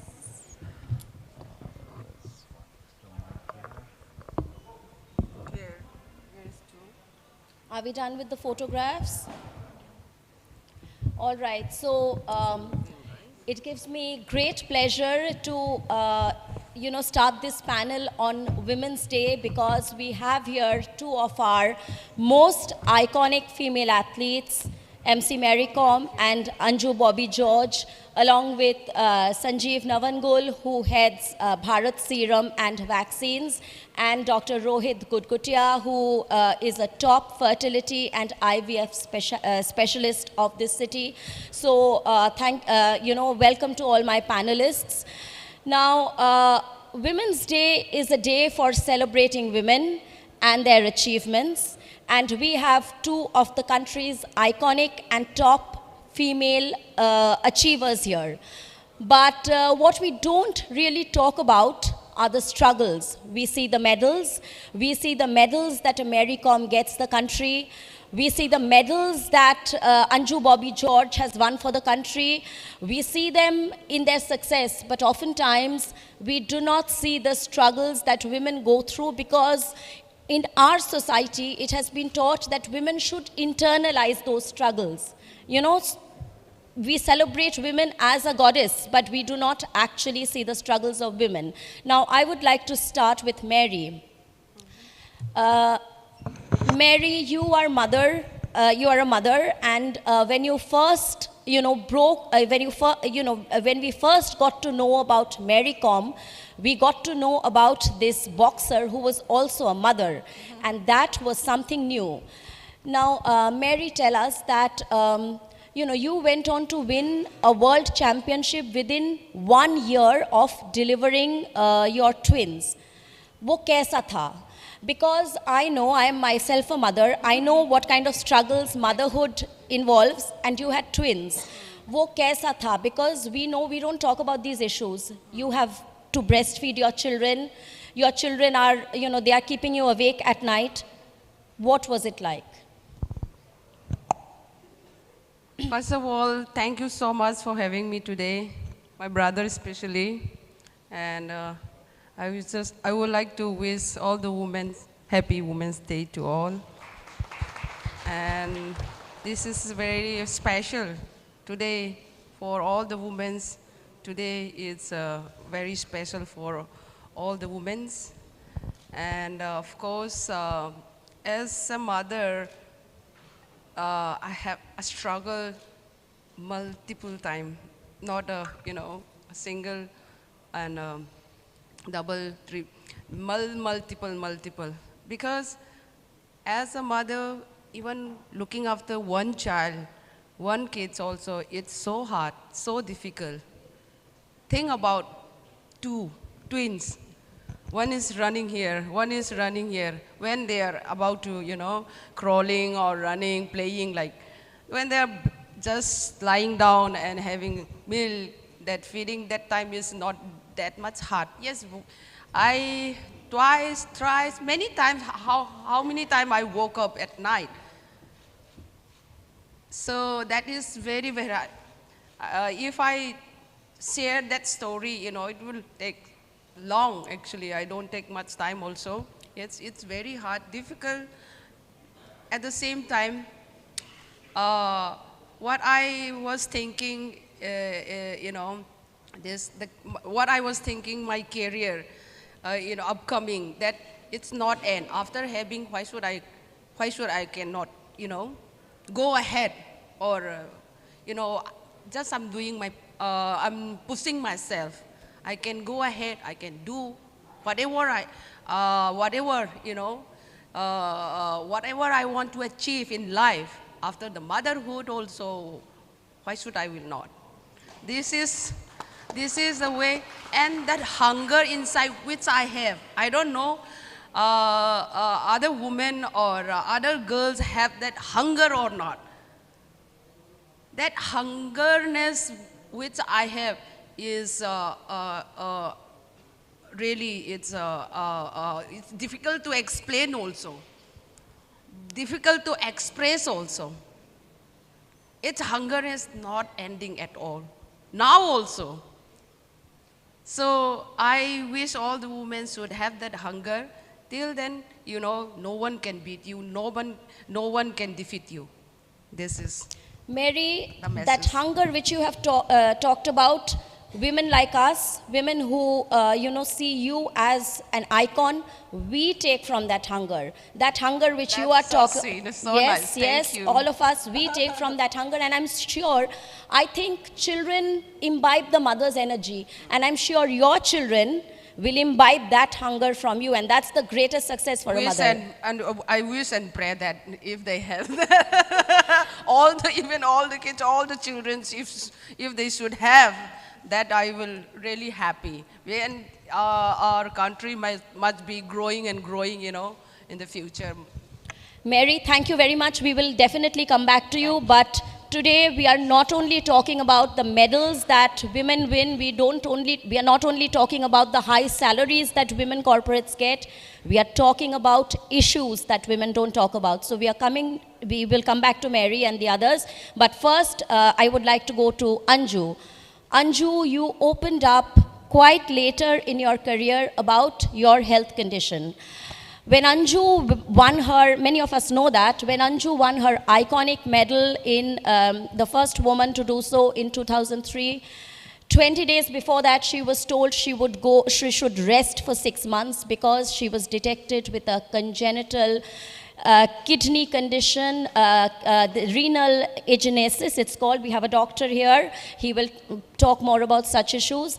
And Anju went on to fight and prove that we women can do it. Anju, tell us more about it. During my early career, I was not knowing that I am living with such a condition. I had a lot of issues while doing bloating, and my recovery was very slow, sometimes swelling on my joints, but I was not knowing what is the condition I am facing. But when I started my international career, and when I went for the Grand Prix competitions, it was a hectic schedule, going for competition, coming back again, and it was top level competition, the Diamond Leagues and all. I was winning, I was losing, but at the last competition, I was not able to, though I was in that level, I was not able to perform. And I gained more weight. So I was in Germany and I went to a doctor, and he asked me to scan because your body condition is showing something, it is showing something bad. So he was just scanning here, and I was, what doctor, what wrong with you? Why you're scanning here again and again? He said, something is missing here. I said, what missing here? No, I'm not able to see one of your kidney. He said, what? Yeah, it's not here. Maybe it's hiding somewhere back. I said, yeah, doctor, it's maybe hiding somewhere back. And he said, no, There's only one kidney, that's why we are struggling with that, all these issues. And then he said, see, you are facing fatigue, and don't think about your sport for 6 months. It was just 20 days before my World Championships. Go back to your country, take rest, he said. Then I turned around and I was looking for Bobby, and Bobby, what is this? See, he's telling me, go back and take rest. It's only 20 days. And when I came out from the doctor's room, he said, see, you were doing 7 meters in jumps in training. You were all set for the World Championships, and we are here. So how can we go back? We do one thing. We are going to Paris as a tourist. You roam around, and we are not thinking about competition. We are just, as a tourist, we are going there. So I went there, and after a week, so he told me, okay, there's a park nearby. He told me, we can go for a jog there. I said, okay, we will go. And slowly, actually, day by day, I was getting better with his treatment. I don't know what, mental and physical, this thing. I was getting better and better. And the last day, that was the final day for my final preparation. And the jump, I was jumping same as previous jumps. And he said, see, look, you are all well for competition. Go and jump there. So that mental actually preparation, what I got from him, actually supported me till that podium. And as she said, the motherhood again.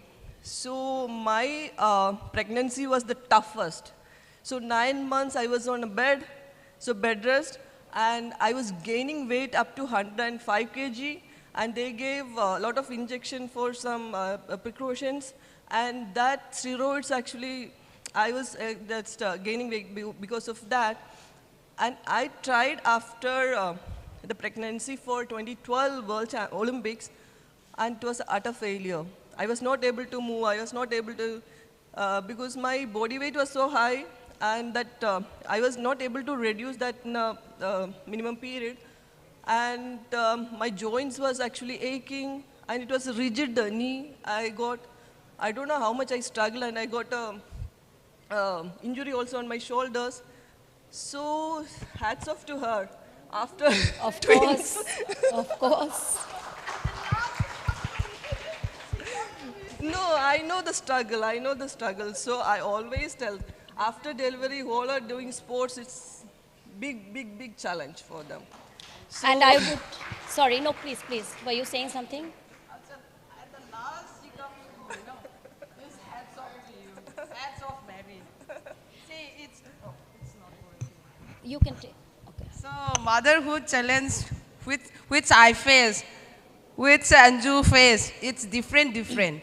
But if we are strong enough, okay, and not only me, all the mother, all the women, if they are mentally strong, willpower strong, no one can beat you. This is believe it. I believe myself.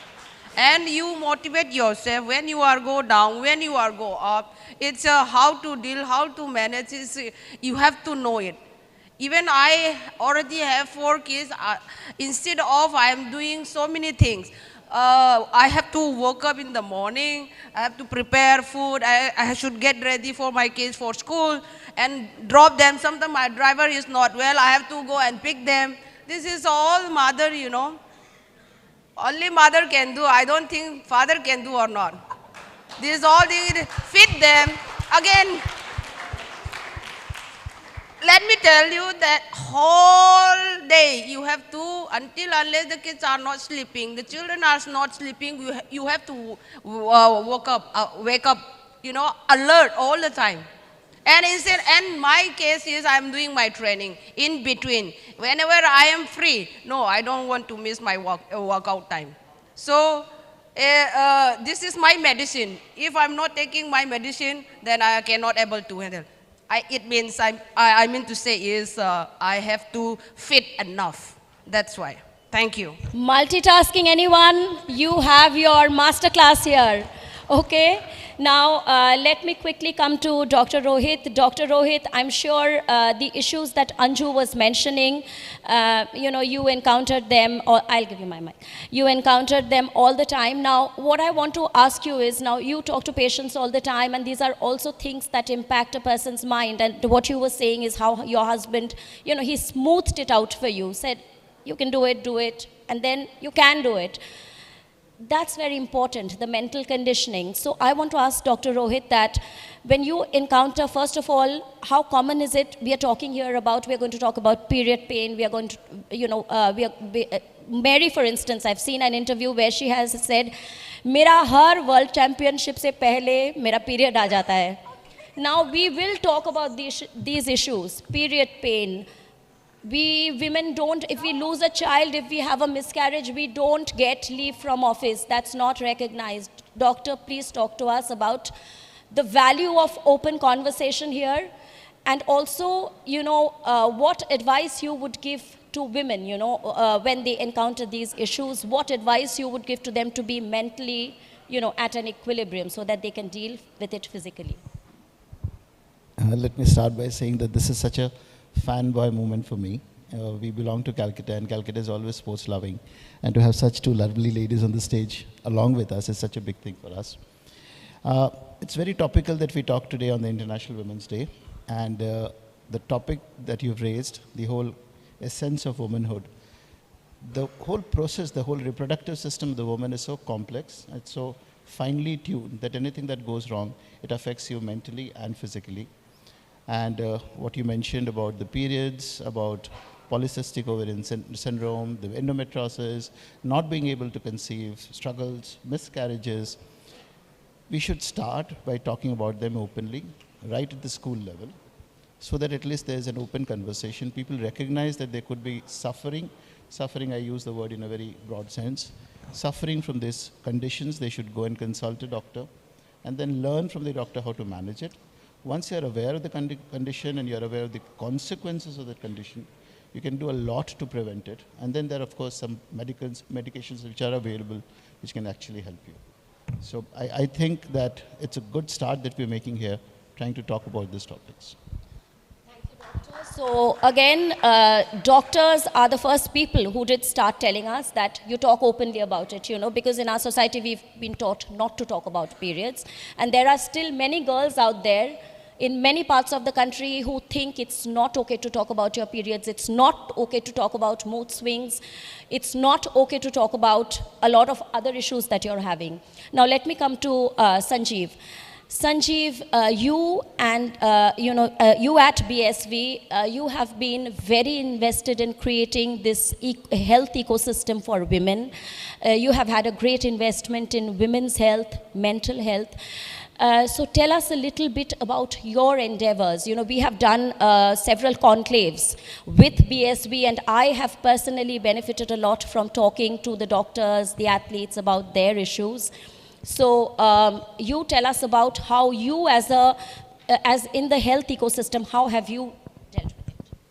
Yeah, good morning, everyone. And first of all, privileged to be with Anju and Mary here on stage, and happy birthday, Borya. I think everybody has missed since morning, probably. Let me start with one statistic which has hit me, and therefore it means so much more for us. Yeah, at the Asian Games, India won 107 medals. Rajaram will be aware of this. 54 were won by women and 53 by men. So I don't know whether how many people realize that women contributed more at Asian Games than men in terms of medals also.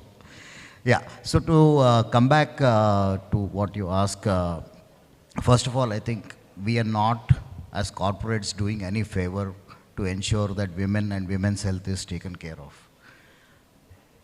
At corporate level, we look at India's economy, how India should go forward. And when we look at some of those things, one of the biggest numbers that affect economy is women in workforce. India's ratio is 37%. It's a stark statistic. 37% is women in workforce in India. Good economies have that number around 70. So we are so far behind that if India's GDP has to do well, it is important for women to be in workforce. And similarly in sports, in every field, women have to first of all participate. And for that, we being the leading women's health company in India, in Asia, it's our responsibility to work towards it. And therefore, when we do facilities such as 6 months of leave during maternity, or we do flexi time for women in the workforce, or we do even menstrual cycle policy, we are not doing anybody a favor. I think that's important. And as society, we must understand that corporates only are reflecting what society should do. We have to ensure that we take care of this participation of women in society in every sphere of life very, very seriously. Corporates have learned it over the years now. And corporates have learned that women's health is important, and therefore we work a lot. For example, even working on fertility. One of the reasons that we are in that business and world over is that understand that it is woman's right to be a parent. It is a man and woman's right to be a parent. We cannot choose time, but they can choose time. They should be able to choose their own time of having children. Why should they be constrained by anything? If they have to participate in Olympics or they have to participate in any other sport, let them decide their own time. It's okay, it's normal, it's just part of life. Why are we making too much out of it? And our job is to support it. Our job is to create an environment to ensure that women get whatever they want as support, and they decide on their own what they want to do. Our job is not to decide on them or patronize on anything. Our job is to ensure that we help them. So we take this very seriously. We, as a company, demonstrate it in many ways. Even in sport, Abhinav has left, but I do a lot of work with Abhinav on women in sports. We fund a lot of women athletes to take care of whatever their careers are. So it's very important, and I will request even Adil that, federations should look at corporates as friends and look at them not only from the sponsorship point of view, but the experience we have in dealing with women workforce. How we can help you grant policies, make policies which athletes feel more secure and more beneficial. We are more than happy to support all these activities, because it's important that as corporates we take our responsibility seriously. We are part of society, and therefore our responsibility is no less than anybody else. And also, nothing that we can do is going to be enough for the next several decades to make women successful in India. Thank you, Sanjeev. Mary, I want to ask you again. We all know that Mary had a very popular film made on her life. And I'm thinking back to the scene where Mary, in the film, Priyanka Chopra plays Mary, and she's pregnant and she's being taken to the hospital. And I think her husband, I'm not recalling the whole thing, but her husband is saying, hold on. And, they have a long way to go. And maybe you have you seen the film, or you didn't? Yes. So it was something like that, but it's a scene that really encapsulates what is to come. What is to come is a struggle, but it's the most empowering thing also to be a mother, to stand with your children. It's the most empowering thing. Mary, I want to ask you something. One of your little children, the boy, he was diagnosed with a heart condition, and I know as a mother how difficult that can be. Just dealing with that, and then you go to your practice, and then you win an Olympic, then you win an Olympic medal. Yes, but let me tell you, you have been such an inspiration. I've done this in front of the mirror many times. So then you win an Olympic medal. Would you like to talk to us a little bit about that phase when your child was sick, you were going to practice, coming back? Well, at that time I was in the camp. My family is it's in Manipur. So I was doing my preparation, practice every day, and I don't know, 1, 2 days, 3 days, I dream. Same, I saw my son is not well. He's, something, upset, and he need me, he want me around like that.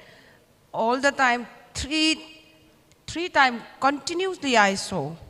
And one day I call up I call up my husband, and is it our son is okay? He's fine or he is not?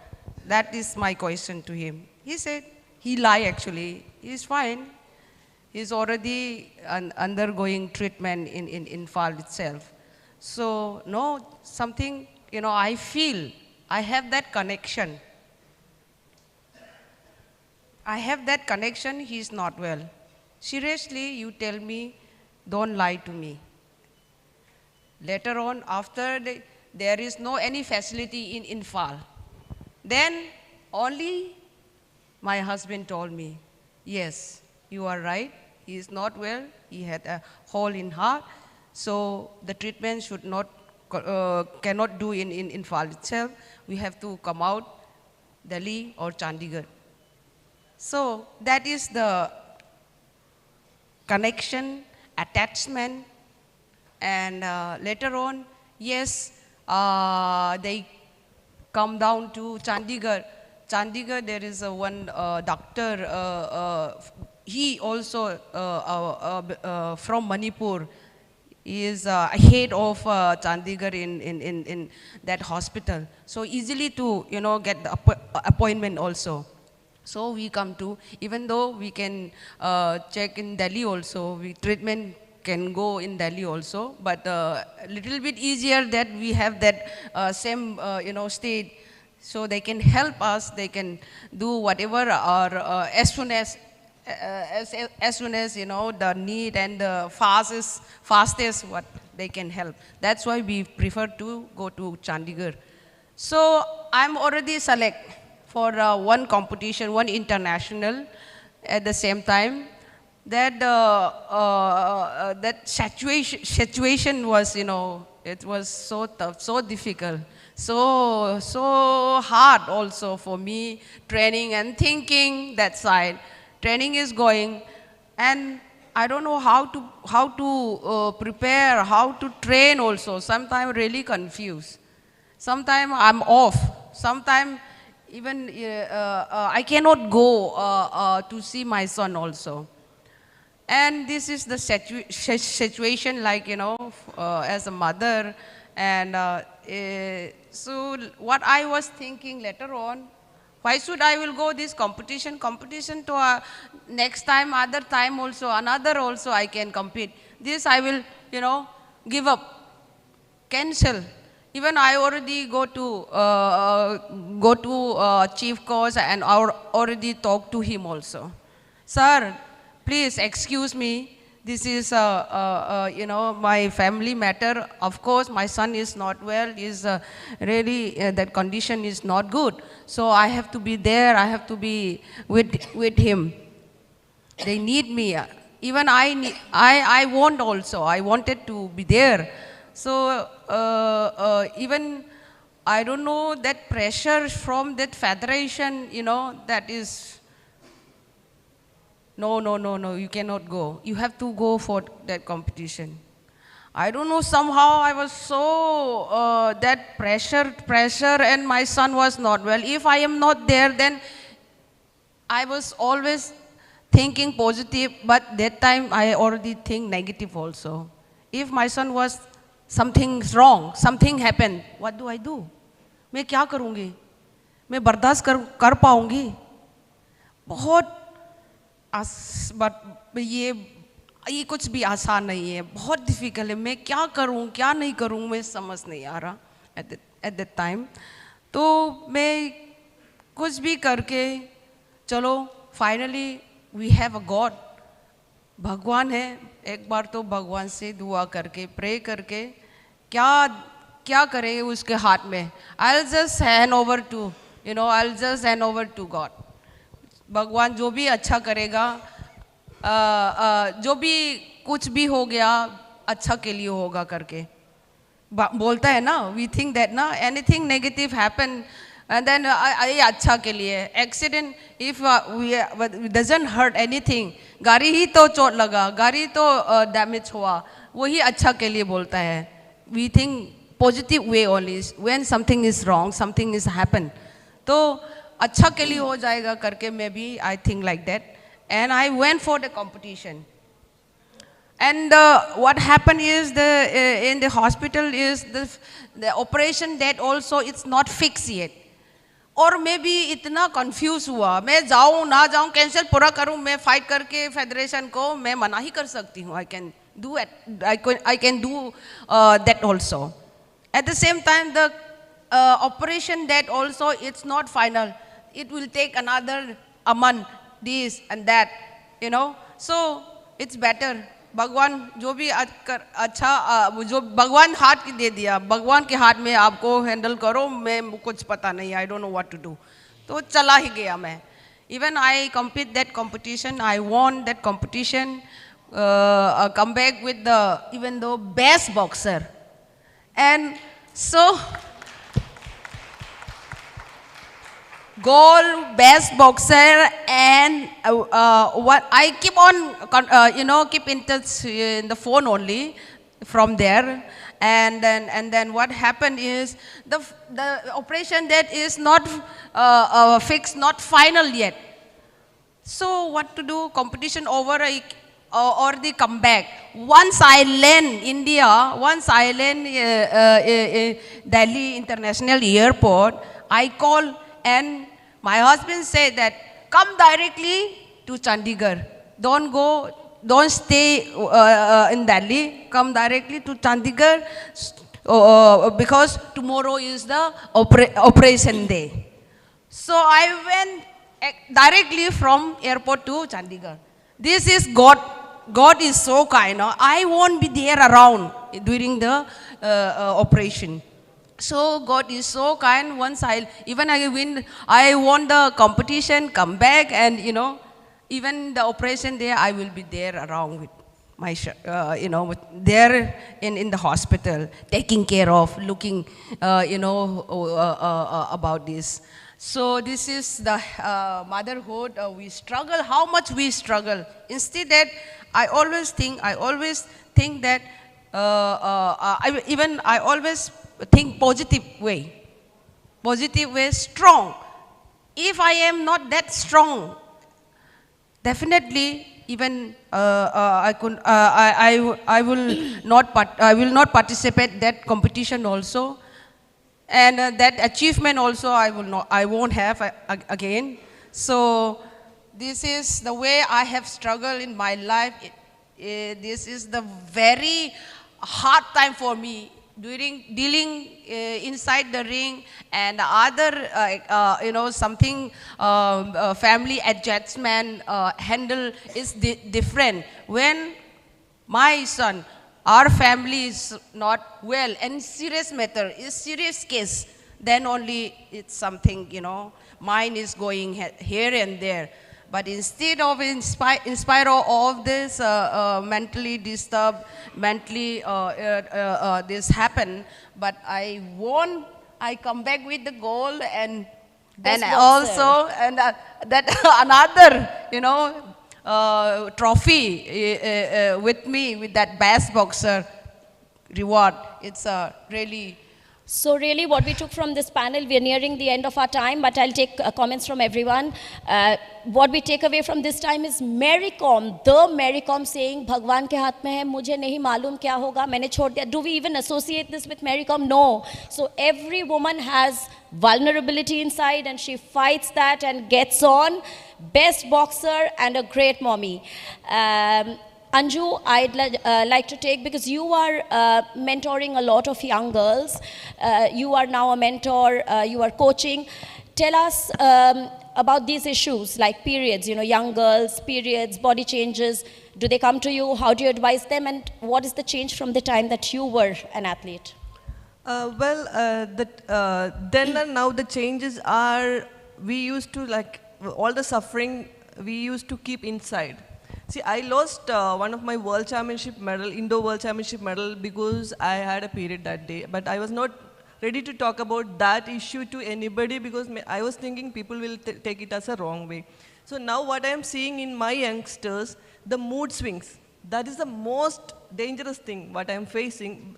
I think we never experienced such issues in our time.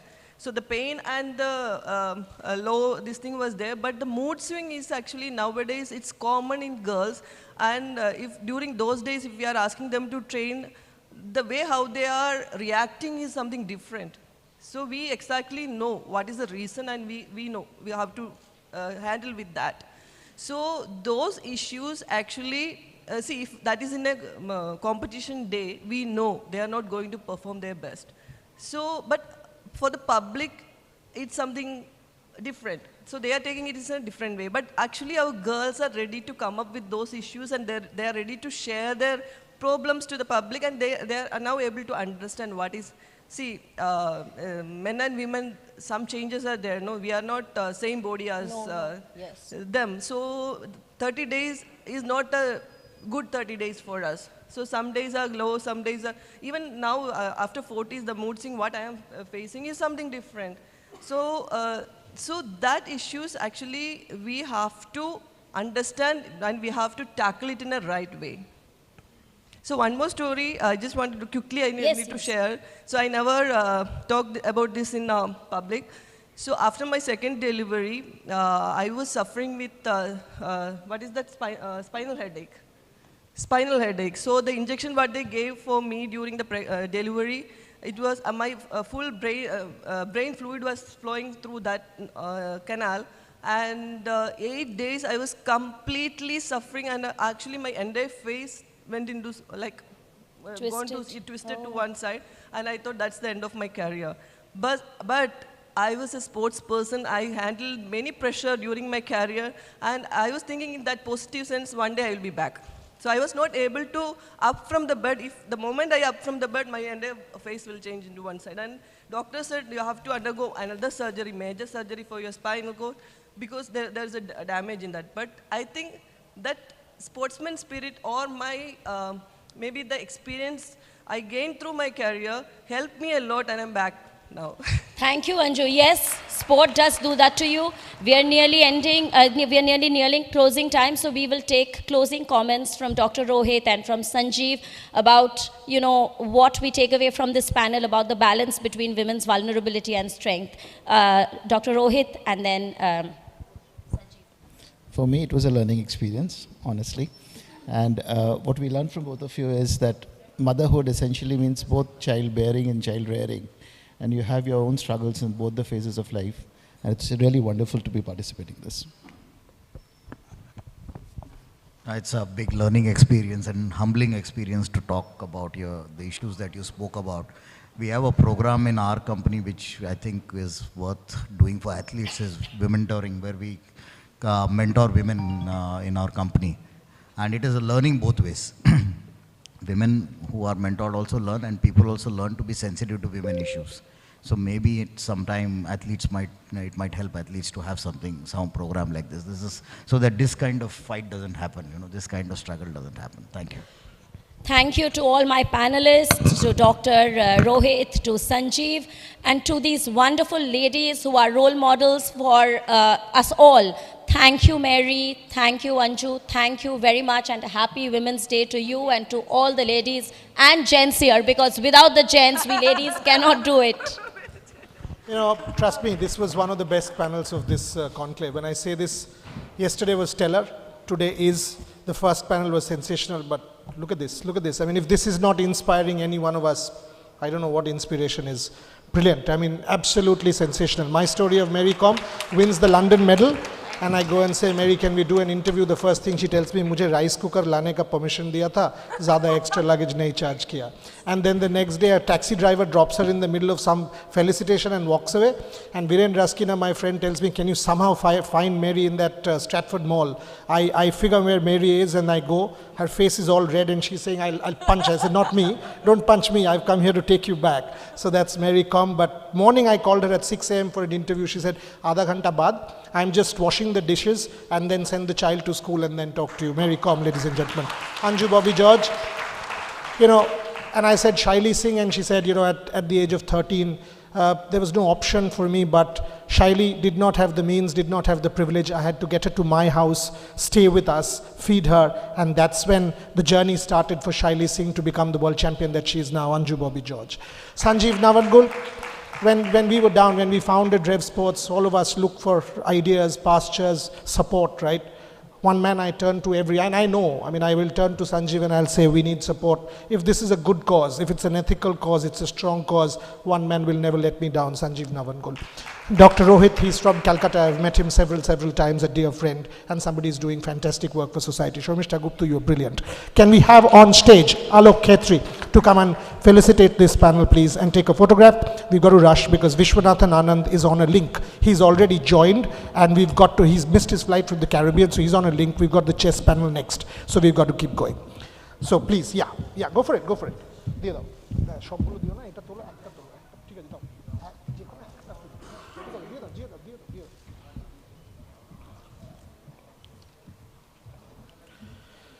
And for the next panel, Atreo and Shubhayan kindly come on stage with Dibbendu Borya and Maria Emilianova.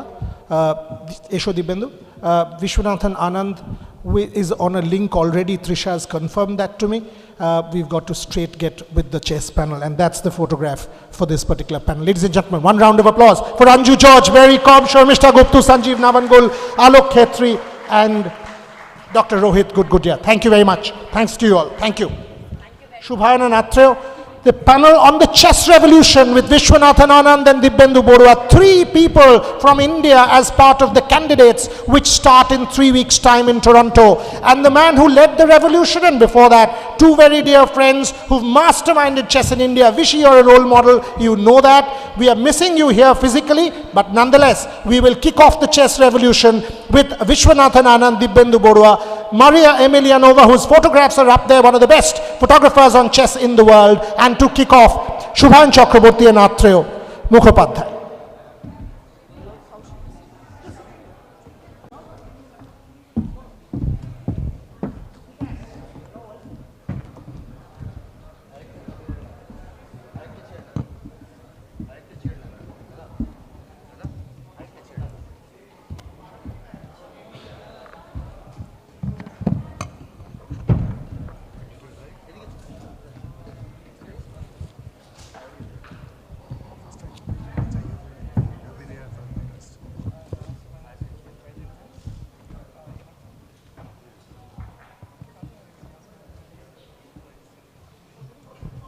Yeah.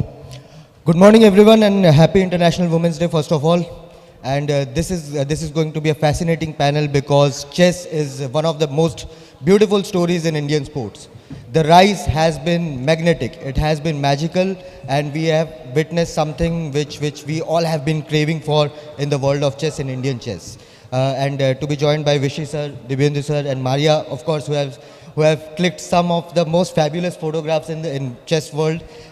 It's going to be a fascinating panel, and I'll ask Atro to start this session. Yes. Yeah. Thanks, Shubhayan. Good morning, ladies and gentlemen. Vishy, I'll straight come to you first. It's great to have you among us. And my question is that you qualified for the candidates around 30 years back. And after that, it's taken a very long time for Indians to make it there. But when it has happened with a bang.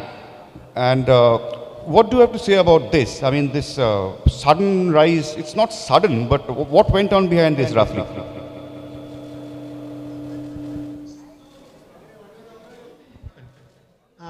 One is, as a country, we took all the right steps. And I mean this in a broad sense. Every city started to have more chess activity, organize more tournaments, the media started to cover chess, sponsors started to emerge, so slowly the background work happened. The earlier generations of players then started academies where they taught future talents and so on. So the infrastructure, the ecosystem got established. The second thing is always the hardest part. How do you produce a champion? And you're not really that much in control. It's not like if you take a few steps, it happens. But if you have the right setup and the right system, then eventually it always does. And that's what happened. We suddenly got a fantastic generation, just 4 or 5 players with all very, very talented. That's quite a rare occurrence. You can't predict it, you can't plan for it, but it happened. And of course, this generation benefited from everything. They had strong international masters and grandmasters coaching them. So they definitely benefited from that. But they're also very talented. Of course, Dibyendu sir, if we talk about chess in 80s and 90s and now we are in 2024, what is the biggest difference you are seeing in terms of sponsorship help, in terms of youngsters coming up among ranks, chess coaches, the system? What are the some of the most differences you are seeing? Well, good morning, everybody. This is a huge change.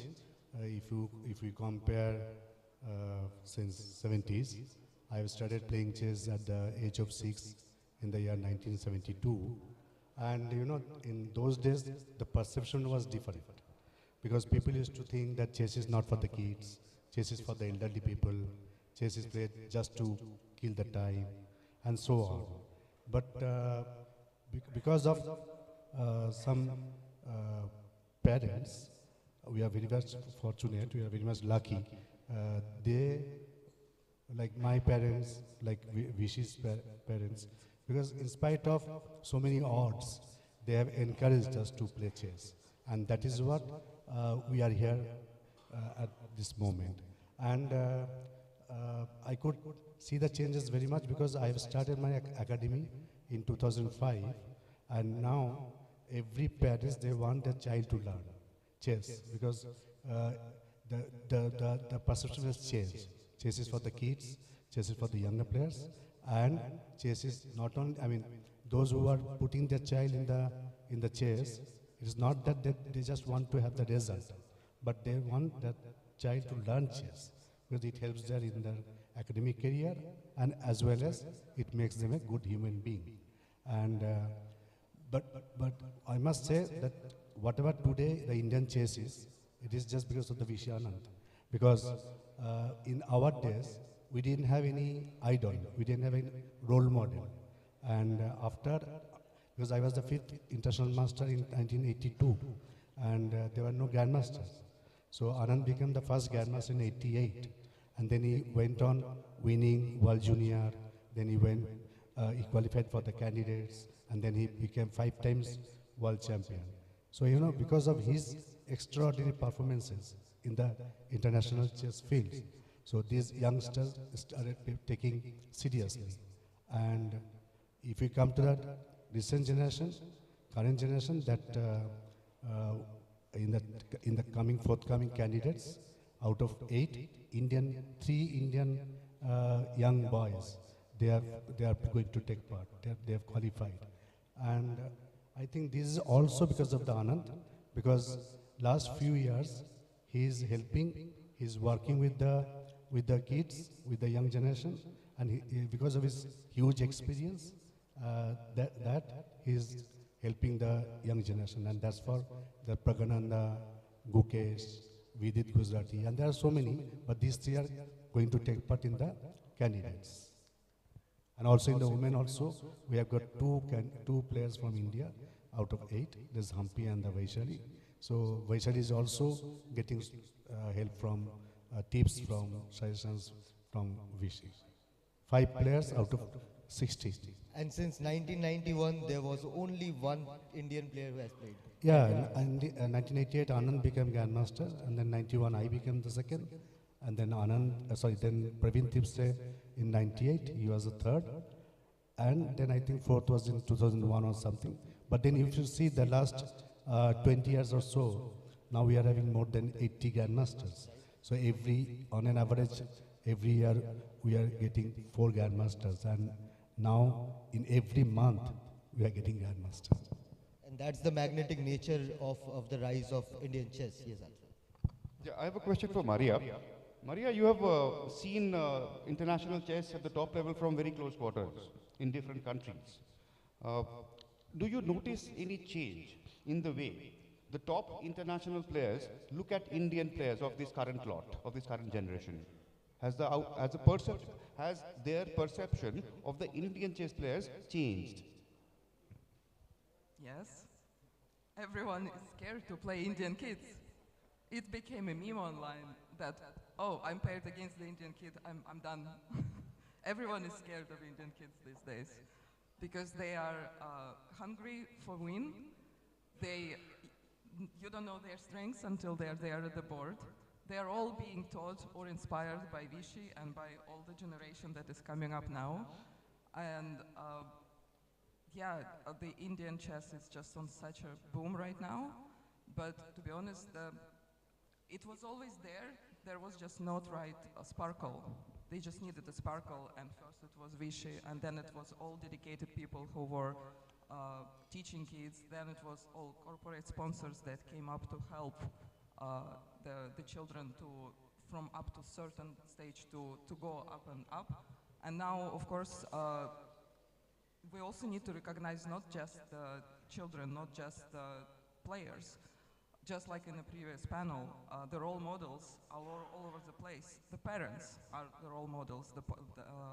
Everyone who inspires the kids, who teaches them patience and perseverance. And chess does it too. And it's important to not only bring your child to win to chess, but also, as you said, to learn from chess, to adapt, to learn important skills that will bring you through the life. These days, it's just inevitable that India is going to take over in chess.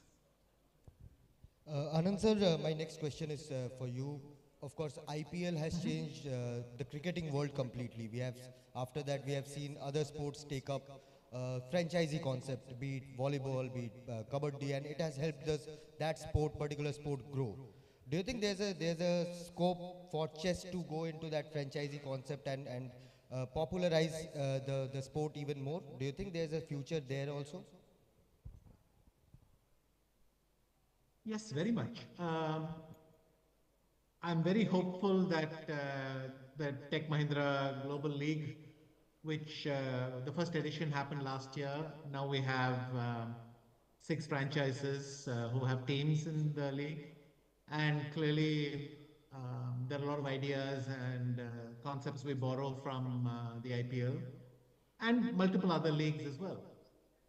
I'm hopeful, but the game of chess is in flux right now. It's experimenting with new formats, new time controls, the boom in streaming. All these things are a way to connect with potential fans and also communicate what it is we love about chess. In the end, you have to make it as accessible as possible.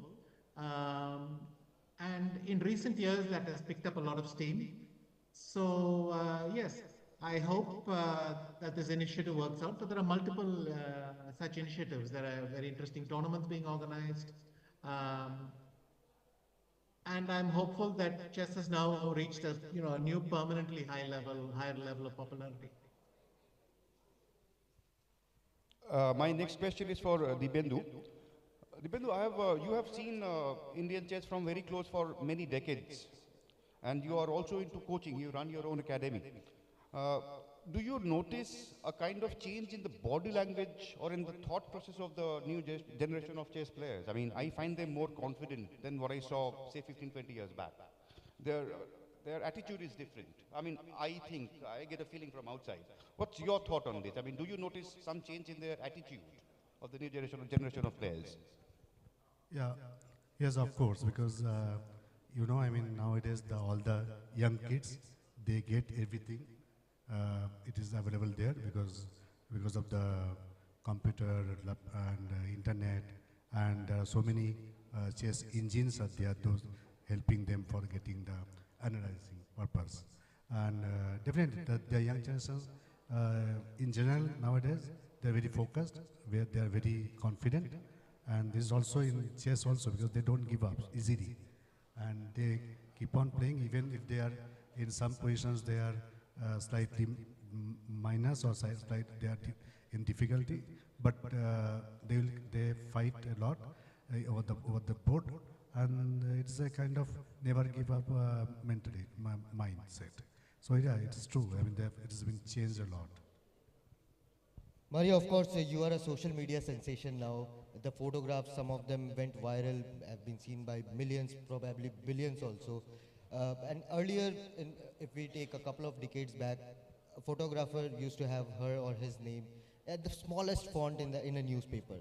Now that the photos are going viral on social media, as a photographer, as someone who sees the world of chess differently through your lenses, and of course the virality prospect on social media, does it make a photographer think a bit differently that what kind of photos you want to take? Because earlier, if I have to, then there used to be a monotony in the chess photography, that only two players sitting and watching the chessboard.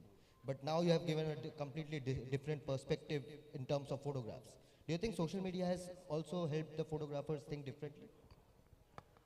Yes, definitely. The social media, of course, opens up a different format that you can present your photography, your art, and what you tell with the photograph. But I don't think I necessarily take photos differently. I'm just able to take more photos because of the technology.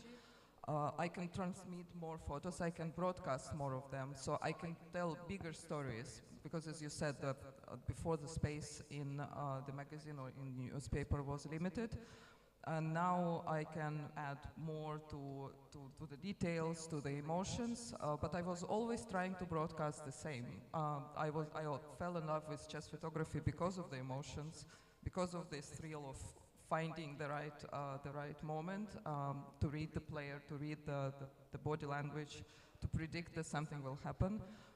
It's just that the amount that you can transmit is more, the more outlets, the more different formats, vertical, horizontal, and of course here in India I had a huge platform where I could transmit because of all of the media that was celebrating Pragnanda's mom, for example, Vishwanathan, and successes at the Olympiad in Chennai. So I'm super happy with all of the amounts that I could take and show. My next question is for Anand. Anand, we have seen a rapid rise in the number of grandmasters that have come up from India. And we see that a lot of it, probably most of it, is Chennai or Tamil Nadu centric. Now, I'm not saying it's a bad thing. I'm saying that how important is it to broaden the base? I mean, to decentralize this thing, and why is it so Chennai centric? I mean, I think there's a little bit of a snowball effect where it gets faster and faster as it rolls down. So the number of grandmasters is increasing. We're producing more and more. You're right that a good number of them are from Tamil Nadu, and in that sense, there's a lot of space for chess to grow still in India. I'm happy that it is slowly, developing roots in all parts of the country, but it's uneven. In Tamil Nadu, I would say it's multiple things. In the beginning, parents think chess is a good thing for the child to learn, and this is a very common thing. So I know that years ago there was a boom in summer chess classes. So parents would just enroll their children in chess classes for the summer holidays, and that way, the belief is there that chess is a good educational tool. It'll train you in lots of healthy habits and thing. And so if you have this feeling, and I think in Tamil Nadu, uh, chess goes back decades. So the first 4 international masters of India were all from Tamil Nadu. Dibyendu was the first from outside. And Manuel Aaron started it long back, the clubs got established, and so you have this initial effect, and that is magnified. But I'm happy that people in Tamil Nadu feel that chess is something wonderful for them and it's a sport. We have this regional tendency all over the country. So, football means Bengal and maybe Kerala a little bit.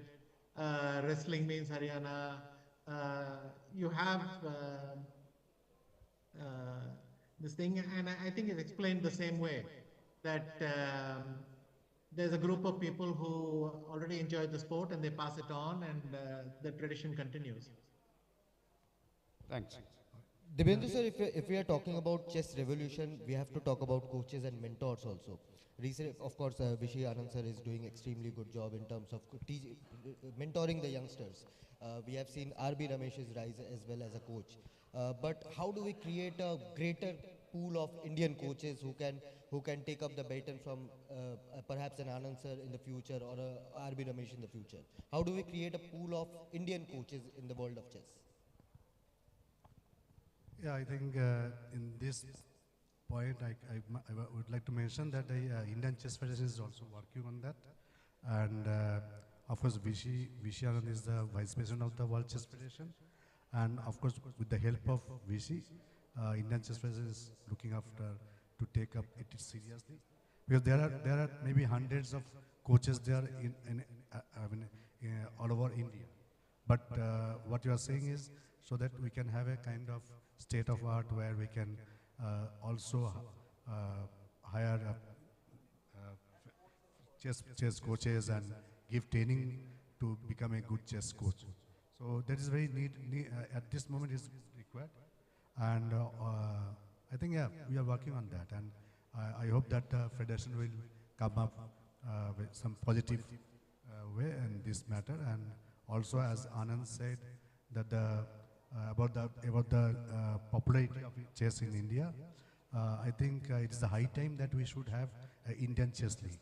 As Anand said that the Global Chess League was very, very popular, and it is going to be the second year.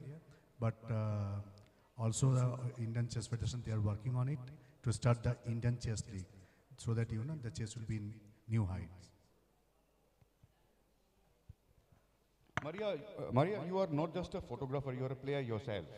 And having seen this new generation of Indian chess players, what is it that you find striking about them? What is their striking feature? I mean, what do they have which make them stand out? I think it's being humble and always trying to achieve the best, but never taking it for granted. Even when they are like Mr. Anand, when they are at the top, they still try to pass on the experience and the knowledge to the next generation. The teams that they have, they always try to mentor. They always try to pass it. There is no competition. Apart from at the chessboard, there is no competition between them outside of the chessboard. They're all friends. They prepare together. Even for the games against each other, they will be preparing together. It's very inspiring that of course, the competition in the country will be huge with such a big population. They still recognize how difficult it is to get out there, and they still try to help the others to achieve the same. Anand sir, of course, we recently saw a video of you congratulating Ravichandran Ashwin on the occasion of his 100th test, and you termed him as a chess player among cricketers.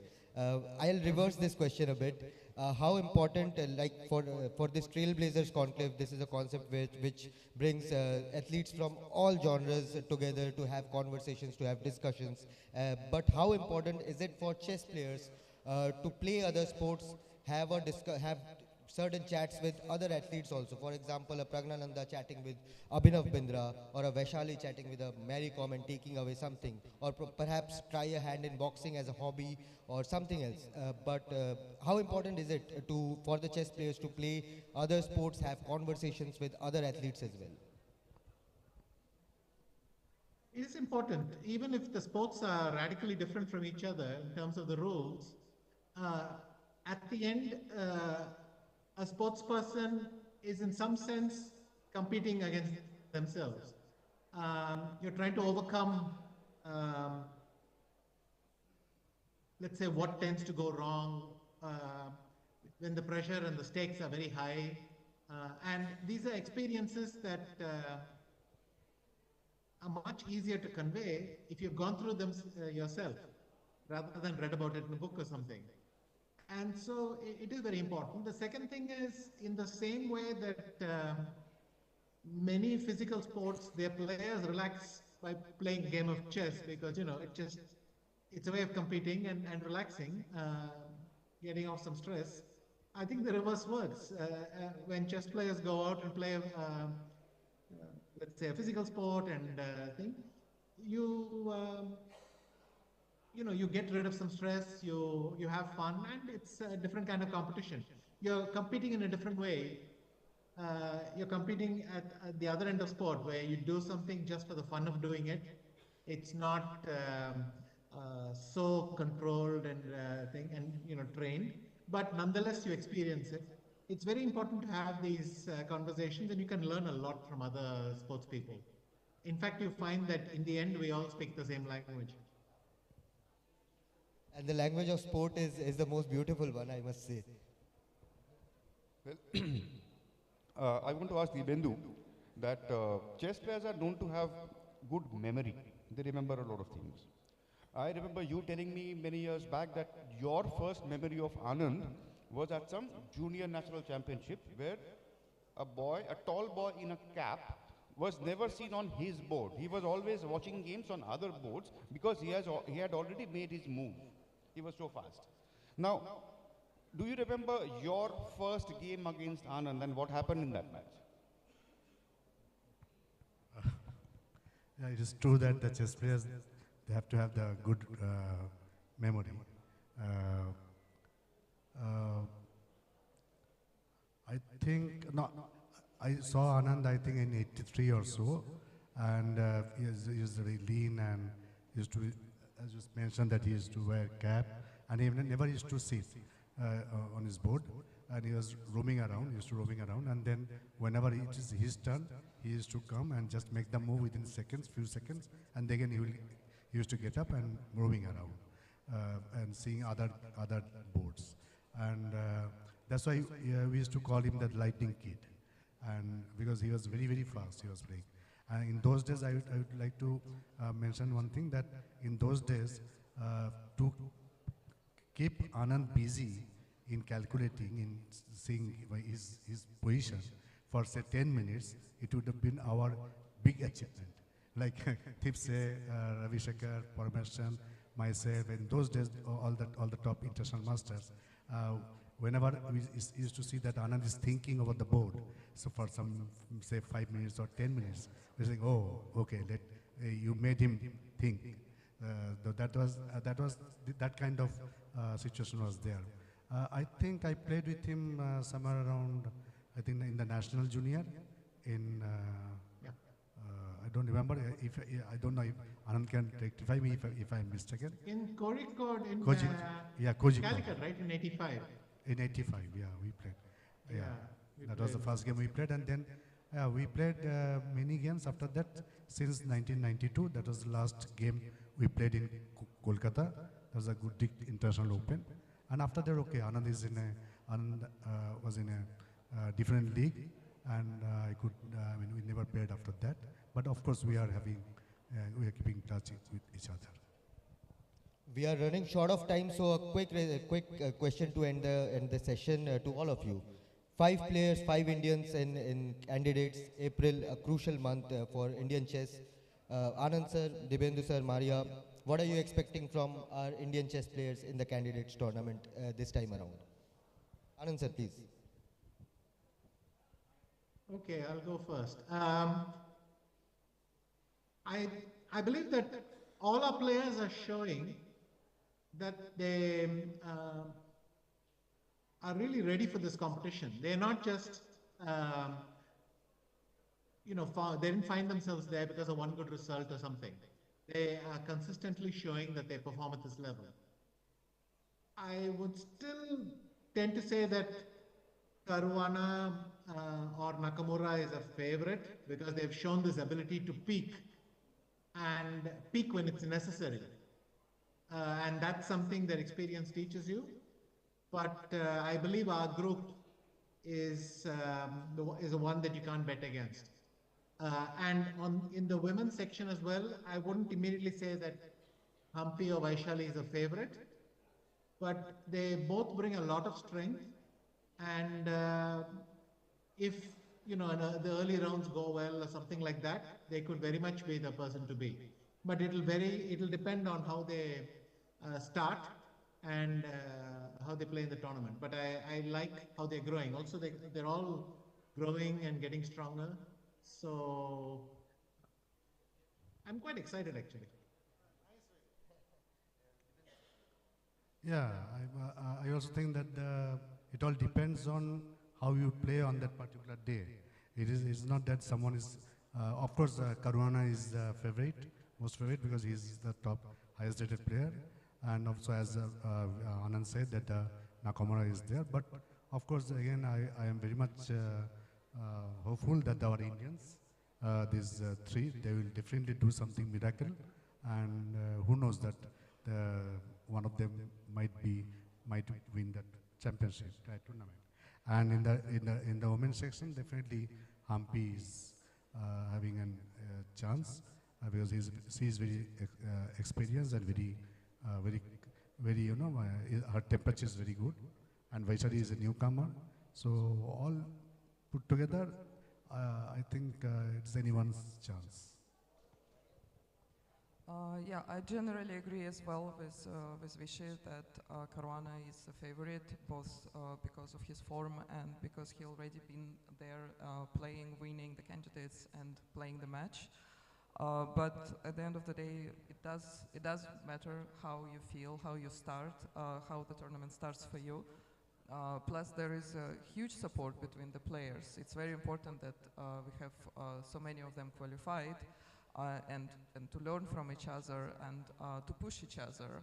I had an interview with Vaishali and she said, my brother always pushes me. I don't believe in myself, he believes in me and this helps me. So it's very important that they are all, yeah, very, and they will help each other. And if one doesn't compete good, he will help the other. There always will be this support instead of trying to be better than others. They always will come together to help each other. And I do think that Vaishali is also in a very good form, and she will show them also how the Indian chess is. Absolutely, and now looking forward to her photos from the candidates as well. Borya, over to you. Absolutely. I mean, Vishy, by the way, missed you here. We know, and just to put it on record, that Vishwanathan Anand returned from the Caribbean late last night. Otherwise, he would have been physically with us in Kolkata. And that is why we had to get him on a link. But we've been talking about this particular conclave for the last 5-6 months. So we will definitely get Vishwanathan Anand physically to Kolkata to our next conclave because he's an absolute icon and an absolute favorite, somebody who's our hero. Vishy, thank you very much for joining us online. Thank you very, very much. Right? Rahul Srivastav from Simon & Schuster wasn't able to make it this morning because he missed his flight from Delhi. But this is the final announcement. And Maria, you can now make it formal because I'm saying it from this platform, it's going live. You've asked me several days, I'm making it formal. Simon & Schuster is going to publish a book on Indian chess, the Indian chess revolution, which the three of us are working on, Maria with her photographs, Atreyu and myself, which will be published by Simon & Schuster. So that's the announcement of the chess book. We wanted Anand to be physically there, but that's the next intellectual project for us, and possibly in the next conclave, you guys will have it as part of your delegates pack. So Maria, that's the formal announcement, right? And Rahul will get a copy of this, so not to worry. Can we have Okay, so that's the end of the, is Adil there? Adil, can you please come up and felicitate our panelists for this particular panel? Adil Sumariwala, President of the Athletics Federation of India. Yes, please. And once again, thank you to all our sponsors for all the gifts that we've been able to give to all our panelists. Thank you very much to everybody. Without corporate support, no conclave like this. Can I just say a couple of words? I'm very grateful for the invitation. I really love India, and especially Calcutta. It was my first place where I came for the Tata Steel chess. Yes, 7 years ago. I hope I will say it correctly. Calcutta Pishum Hallo. So Maria, next time, once again, when you're in Kolkata, home food, like you love, we'll have the luchi and the mangsho together once again at home. So yeah, there you go. And that's where the book was actually planned, Atreyu, myself, and Maria. Thank you very much, all of you. Thanks a lot. Let's take the photograph. The photograph. Yeah. Shubhan, chobita tolo. Done. Beautiful. ওগুলো ধরে ছবিটা তোল বাবা তুই ধর ঠিক আছে it's okay ঠিক আছে ডাজন্ট ম্যাটার ছেড়ে দে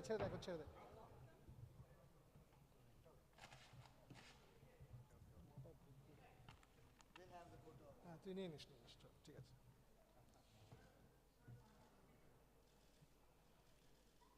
চলো And Joyda, thank you very much for all the pictures real time. Thank you very, very much. Makes a lot of difference because we can, by the way, we will, any athlete who's part of our panel, any speaker, just if you don't get your photos, no, we are giving them real time, not 3 days later. So just come and ask. In case I've missed it, come and ask, we will give it to you real time. All our photographers, Joyda and his team, they're leading this. We are taking pictures, the best photographs, we will hand it over to you real time. Moving on to the next panel. Again, a plenary panel for today's conclave, Trailblazers 2.0. And I request Shubhan to kindly coordinate the interviews with Anand from the VIP room on Zoom. So just coordinate that with Trisha and Shormishta. Thank you. The next panel, Indian sportswomen, equality, advancement and health, celebrating International Women's Day once again. And I take a lot of privilege and pride to moderate this particular panel, welcoming on stage some absolute champions of Indian sport, a very, very dear friend. She was part of our conclave last year, and she will be part of our conclave if she is willing every year. One of the greatest stories of Indian sport, Rani Rampal. Again, someone who has led the Indian squash revolution, recent Padma Shri awardee. Put your hands together for Joshna Chinappa. We've heard her in the morning and she was sensational when she spoke to us in the morning. Put your hands together for Harmilan Bains. And needless to say, she was absolutely stellar with all the stories, absolute inspiration to each one of us. Yes, she will be hounded by selfies by everybody. Put your hands together for MC Mary Kom. And this is a very special panel. We were just talking about it, that we are trying to add experts to the panels to make that panel stand out. Because otherwise, only athletes, it's one kind of narrative. That's not what we stand for. We want to understand the nuances of every narrative. Put your hands together for two very special people, Dr. Nandita P. Palshetkar and Alok Khetri from BSV. Please, can we have you on stage? We need 2 more chairs.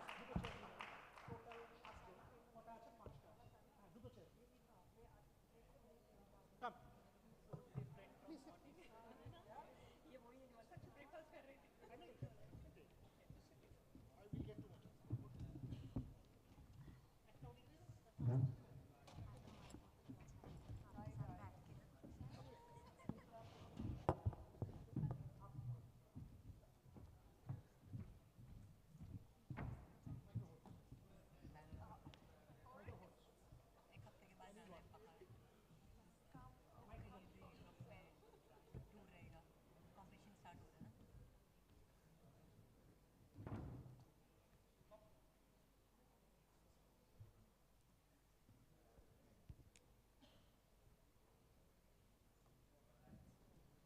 So when you're doing a panel on equality, advancement and health, the first question that one actually needs to ask with all our panelists here, is there equality? Harmilan, is there equality? Do you believe that we have achieved equality in terms of numbers? The IOC has said that Paris, for example, will be the first gender equal Olympics. Fine. But is there equality in real terms? Do we treat women equally in real terms, or is it just a number? Well, when I was growing up, I was like saying, we are equal, we are human beings. But now, I realize we are not. We are not getting treated equally. If we talk about normal life, I'm an athlete and they said, आप sports वाले हो, आपको लड़की हो, तो आपको जल्दी शादी करना चाहिए क्योंकि आपको बच्चा भी करना है. The very first thing, it always come. कब तक भागना है? 30 तक. अरे, it's too late for women कि आप 30 तक भागना है आपको. When you guys will get married और कब आपको बच्चा करना है? If it get late, then it will never happen. और if I ask कि लड़कों को कब करना चाहिए, then no question, like कोई पूछता नहीं है उनसे, वो कभी भी करेंगे, चलेगा. There is no questioning also. Yes, there is no questioning, like ma'am said, no questioning. So, as an athlete, I'm facing these things.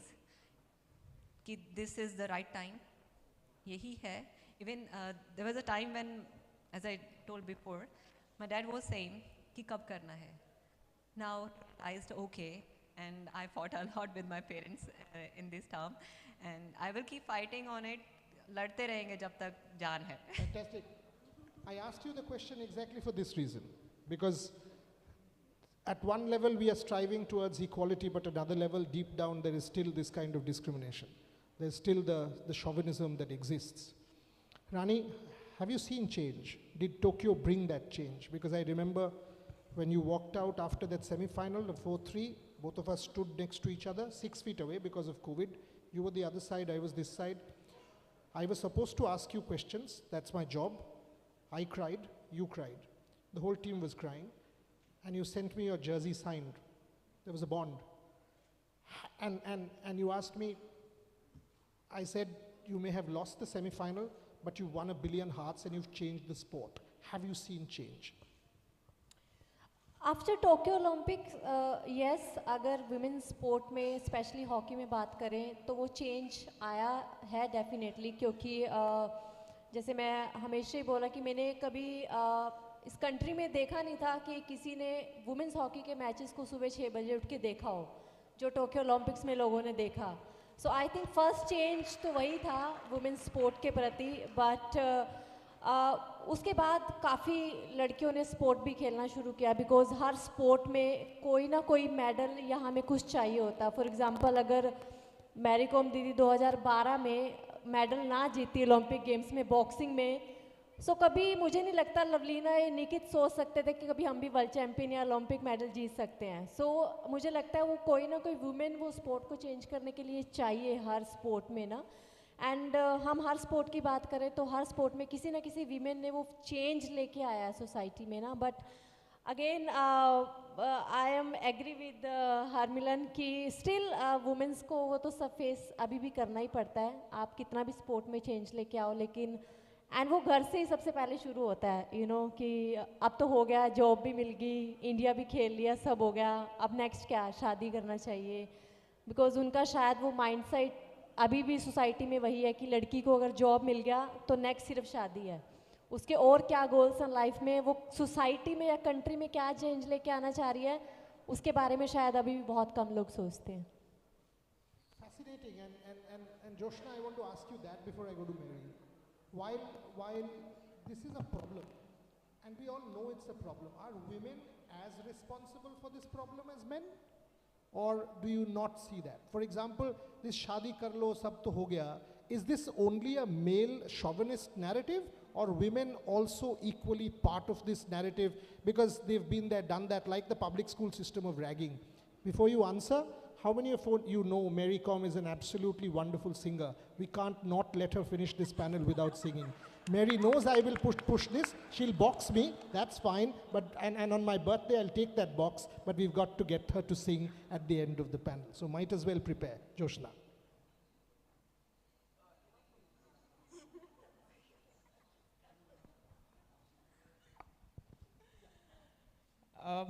I think it's a bit of both because for me growing up, I think it starts with the mindset in the family itself.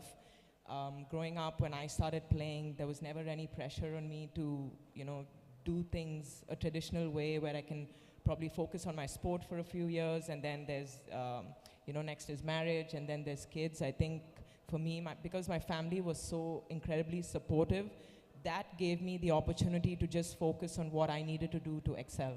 And I know not a lot of people would be fortunate to have that level of support, but I do feel like it happens a lot when I'm outside the bubble of competing, when I'm interacting with people, women, men. Of course, they all want to know, after you reach a particular age and a certain stage in your career, where are you at personally? No one cares about what you've done for the last 20 years, the work you've put in to build that. And of course, in terms of sport, women have it a little harder because obviously there's the clock, there's nature, there's science, all of that. And people do start definitely asking you a lot of questions. And I think it's easy to let that bring you down sometimes because you start thinking about it and you start wondering if you've made the right choices and all of that.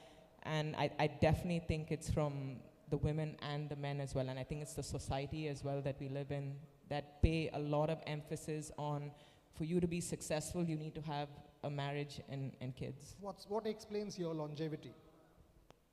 20 years at the top of your career, very little corporate support, now it's coming before I go to Mary. What explains this? Because deep down you're one of the most resilient women I've seen. I mean, to be there at the top of your game, keep continuing. The Padma Shri is a just reward, but it's just a reward, it's one medal. But deep down you've inspired thousands, millions to become the next Joshna Chinnappa. That's your real legacy. What explains that? For me, when I first started out at 9, I knew that this was what I was going to do. Like, I was going to play for India. So I was, again, fortunate that I knew very quickly that this was going to be my passion. This was going to be my way. I could express who I am through my sport, through my craft. And it just became me. So for me, it was to be able to push my body to those limits, to be able to play for India, win those medals. Like, that's my biggest motivation. And I enjoy it. It's been nice sometimes. It's been not so fun a lot of the times. And you just, it's my comfort zone, and that's where I feel like I thrive, that competing, that pushing my body every day. Like, that's where I feel like I'm the truest to who I am. And I think that's what really kept me going for a very long time. Mary, coming to you, आपसे जब भी मैं बात करता हूँ, अभी आप Mary com हो. I mean, all of India celebrates you. 6 World Championship, Olympic medal, multiple Asian Games medals. मैं आपके साथ 100 इंटरव्यू कर चुका हूँ, हर बार सेलिब्रेट किया आपको. बट जब मैं पीछे जाता हूँ, आप जब you were growing up in Manipur, you had to walk kilometers just to play your sport. When the first photograph came out, you got beaten up कि boxing क्यों आप कर रहे हो. आज आपको देखकर इतने सारे लोग boxing खेल रहे हैं. क्या आप International Women's Day में for that child who wants to take up the sport, tell us the story of your growing up? Well, when I was a kid, of course, when I grew up, that comparing with the other kids must be different because I'm growing up from very humble background. And of course, honestly, if I'm talking about my childhood, I really love sports. I used to play sports like football. There in my village, only one facility which we have, one football and a huge ground, but there is no goal post and all. That village belongs, grew up from that. It's really amazing experience as well, but there is no infra, no facility, there is no people aware about the sports. So that is quite tough, very, very, very, very tough. So from that village come out and you took any sports, and especially for being a girl. Being a girl to come up and took that step and, to carry on that, sports. It's another challenges. So for me, again, my parents, they are really love sports, but they really don't know that is, what is means of sports. This is another challenge. So if I go and play, there is no any achievement, or what they do, that is another, there is another difference actually. So even they could not able to provide whatever I want, whatever I need time to time. Yeah, and you've told me this story that nobody believed at that point in time that you can become a world champion in boxing, women's boxing. This is not now, right? This is 25 years back. Mary Com growing up, Manipur, Exactly. no facilities. Don't think it's social media days. No Twitter, no Instagram. What about growing up from Manipur again? Think about, that from that childhood, that situation, the environment, and that you all know about this deep story of Manipur still now. And that is why, just think about this. Joshna Chinappa, 20 years at the top of her sport. Harmilan Benz breaking every barrier to come up and be where she is. Rani Rampal from having to mix milk with water to grow up from an underprivileged background to leading India in Tokyo and becoming my hero. And Mary Com, she just said what it is. You don't want to celebrate this panel? I don't know who you are. Dr. Nandita Palshetkar, absolute honor to have you here, one of the best in the country. Thank you so much, brother, for having No, me today. seriously, I mean, in Women's Day. if we don't have you all here, then what's the point of a conclave? Then don't do a conclave. Thank Go you, it celebrate, means a lot. celebrate cricketers who are paid millions and millions, and then just do that, and that's finished. What's the story? Unfortunately, we keep complaining about cricket as the media. Cricket takes the limelight. What are we doing to stop that? What are we doing we are the media, right? We are putting it out in our papers, in our websites, in our stories, in our television platforms. Why are we not celebrating our athletes and giving equal space to both Olympic sport and cricket? The moment we start doing it, there will be disruption. Simple. We are the one. Who said when Mary Com fights in Tokyo, or Harmilan runs in Hangzhou, or Joshna plays in Hangzhou, or Rani plays in Tokyo, who says that more media will not cover? Who says that cricket Virat Kohli and Rohit Sharma needs to cover? We the media. We are the ones who are culpable and responsible. Let's change the narrative. Dr. Palshetkar, the question, you are taking over as the head of a gynecological body, 50,000 members. Do you think doctors also need to speak out more about women's health and issues of women's health before I go to Alok on this matter? Because I hardly see the narrative. I don't read about it. Only when we get an opportunity to talk to people like you and experts like you do we hear this. Thoughts?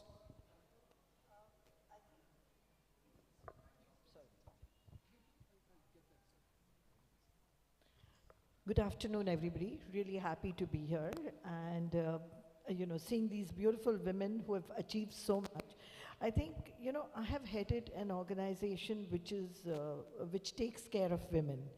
And when I was roaming around all over the country, what I realized was that women's equality is not there at all. I mean, there are a few lucky ones, maybe 5%, 10%, I don't know what it is, but those are the ones who get the opportunity. So organizations like us are actually, because see, how will you get empowered? If you're healthy, you will get empowered. You heard the stories of how everybody struggled with their health issues and beat them. So health is a very, very important part of women, and trust me, women neglect their health.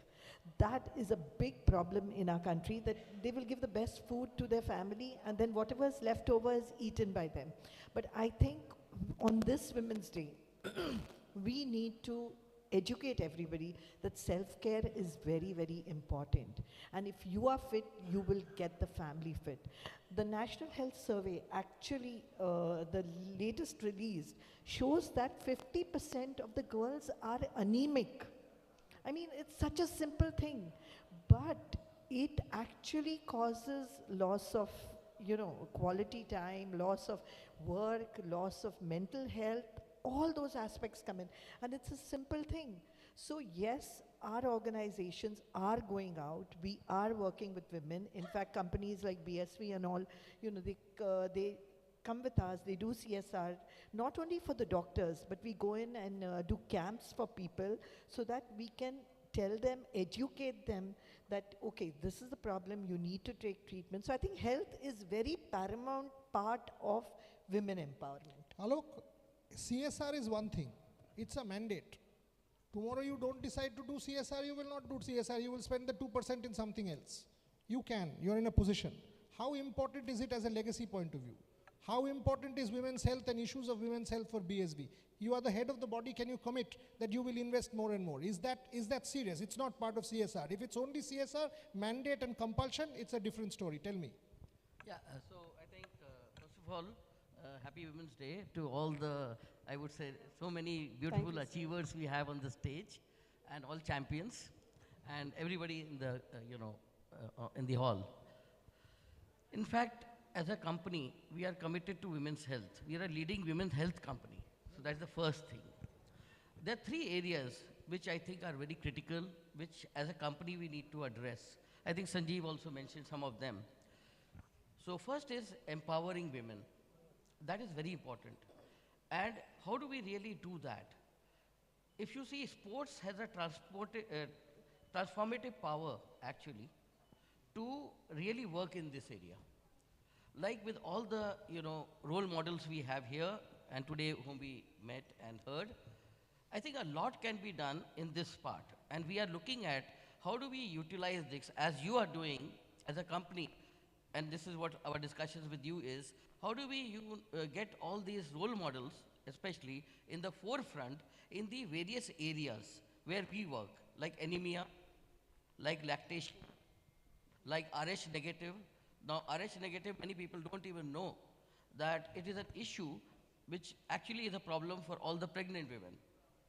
And we are one company which has done a real great job, especially in this area, and for which we recently got the Pre-Galleon Award, which is like an Oscar for any biotechnology company. Wow.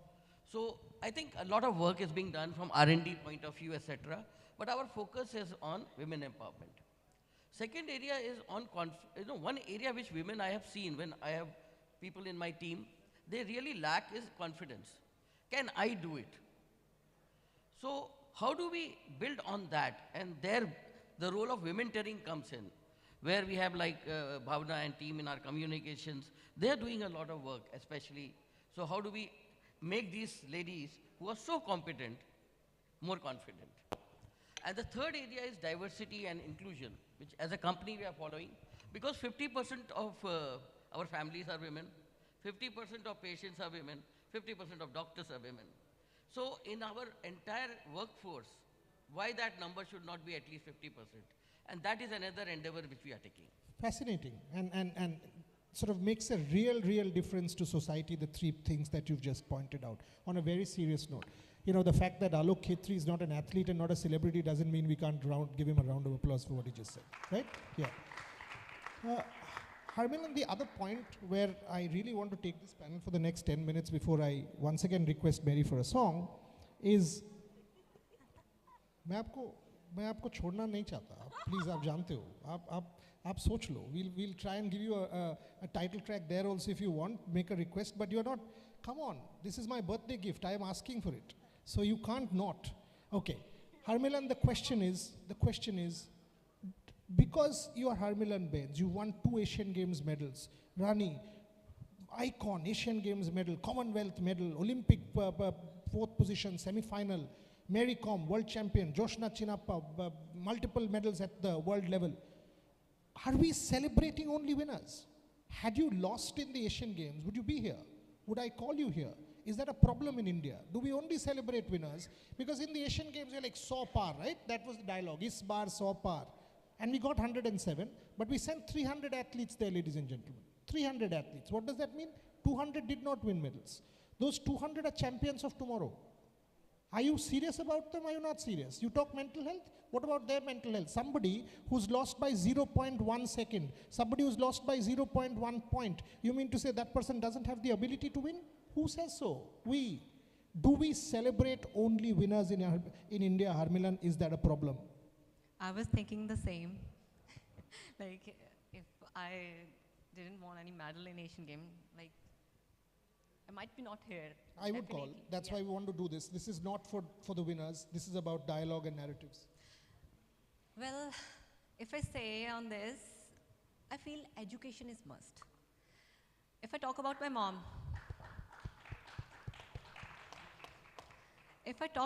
mom, she was Asian Games silver medalist. And after her marriage, she won this title. And she was running in our village. She said to my granddad, कि मैं यहाँ पे shorts डाल के भागूंगी तो लोग क्या बोलेंगे. Like, she used to speak Hindi as well, कि my mom is from UP. तो मेरे दादाजी said कि what's the problem? You can wear and run. She said, no, I feel shy because everyone is coming for me, like just for looking at me, like आपकी बहू shorts पहन के भाग रही है. So he said, no. Let me tell you one thing in that. My granddad was a national awardee teacher. So he understand the thing, कि क्या चाहिए. She was normal woman at that time, but he understand her, कि she will do something. अगर करने के बाद उन्होंने कुछ किया होता, then it's nothing. उनके achieve करने से पहले my granddad support her. So in that case, I feel education is must. If men and women both are educate, they will push each other to grow. And definitely our nation will grow and our sports will grow. That's what we need. Rani, this is a critical question and no controversy, just a critical question. Like when I see a lot of our legends, yourself, all of you. So when you finish, I mean, you've already done a little bit of coaching in Odisha, you were helping the kids. Vinil Krishna's here, he should join us any moment. I see a lot of our ex-athletes, legends going into commentary, going into stuff like that. How many actually give back to the sport? And the problem is again with us, because our coaches don't get funding. The coaches are not celebrated. Is there enough money? Do you see the ecosystem robust enough for advancement that women like you, because if Rani Rampal tells a kid there that you've got to do this way, the kid will do it. Not when, if I go and say, or a coach who's not as fancied as you says so. Is there enough give back from our athletes? I think बहुत सारे sports person जो formal sports persons है वो ये करना चाहते हैं because जिस स्पोर्ट ने आपको इतना कुछ लाइफ में दिया हो सो व्हाई नॉट आप क्यों नहीं उस स्पोर्ट को देना चाहोगे because if I talk about my self मैंने बचपन में तो शायद कभी नहीं सोचा था कि मैं ओलंपिक गेम्स खेलूँगी इंडिया को लीड करूँगी 4th फिनिश करूँगी हॉकी ने एक आइडेंटिटी दी है एंड वो हम शायद मेरे जैसी बहुत सारी लड़कियाँ होंगी जो अभी भी वो स्ट्रगल कर रही होंगी जो स्ट्रगल मैंने देखा you know and I think हम अभी उस स्टेज में है कि हम उनको हेल्प कर सकते हैं and help is not always कि आप उसको फाइनेंशियली हेल्प ही करनी है हमेशा आप किसी को अच्छा गाइड कर सकते हो उसकी लाइफ में that is a big support मुझे लगता है किसी भी बच्चे के लिए बट स्टिल आपने जो बात बोली कि शायद वो इकोसिस्टम में हम स्पेशली इंडियंस को शायद एक तो वो रिस्पेक्ट उतना नहीं दिया जाता यू नो जो जिन्होंने स्पोर्ट को इतना वापस दिया वो स्पोर्ट में वापस आना चाहते हैं then second thing is financial thing कि अगर उसने अपना पूरा लाइफ स्पोर्ट को दिया है खेलने के टाइम तक ना and the next life also वो स्पोर्ट्स को दे रहे हैं किसी को हेल्प करने के लिए प्रॉब्लम ये भी है कि अगर आप पैसा मांगते हो आपके काम के लिए वो गलत है अरे क्यों गलत है भाई अगर आज कोई हम लोग काम कर रहे हैं मैं लिख रहा हूँ या किताब लिख रहा हूँ तो मैं पैसा मांगूंगा that is part of my right if you come से फ्री में कर दो क्यों फ्री में करोगे भाई this is a mindset in India which I think needs to change बिल्कुल मैंने बोला कि फॉर एग्जांपल हम जितने यहाँ बैठे हैं आई थिंक सबने ऑलमोस्ट मिनिमम 20-20 साल तो अपने स्पोर्ट को अभी तक दिए हैं है ना minimum I am talking and अगर आप बोलो कि नेक्स्ट हमें कुछ असाइनमेंट में जाना है कोचिंग और किसी में भी देन अगेन हमें अपनी फैमिली छोड़नी है उस चीज़ के लिए ना and when it comes to money then people say कि नहीं इतना तो नहीं होगा वो फैमिली कैसे सर्वाइव करेंगे विदाउट मनी ना आपने जो इतना हार्डवर्क किया इतने साल एंड देन आई थिंक वहाँ पे फिर लगता है कि शायद वो इक्वालिटी स्पेशली वुमेन्स के लिए तो डेफिनेटली नहीं आप उनसे कहिएगा आईपीएल हॉस्पिटैलिटी टिकट में 50,000 मत खर्चा करो हमको दो आप 100% बोलना next आई time. विश आपको सब सुन रहे हो. नहीं, हम तो बोलते हैं, publicly बोलते हैं, आज भी बोल रहा हूँ. So, Joshna, will the 2028 decision make a very significant difference now that squash is part of the Olympic Games? Absolutely. I mean, it's something we've been fighting and working for the last 2-3 decades to get squash into the Olympics. And now that it's finally there, because a lot of our funding and, you know, our resources coming to squash were quite halted because we were not an Olympic sport. And I really hope now that we are included, you know, we're included in the tops, we're included in all the funds that the Olympic sports get into, and hopefully that will encourage the younger lot, the grassroots level, to take up squash, because it's quite an expensive sport to get into, and we don't honestly get a lot of support unless you really make it. But people forget the work and the finances that go in for the first 20 years, 15 years of being a squash player, getting into the pro tour, and being able to play for India. In squash, a lot of them just play to the junior circuit, and then they go to America to study at all the good colleges there. And I don't blame them for going, because for them, they are securing their future, you know, through a good college and getting jobs there.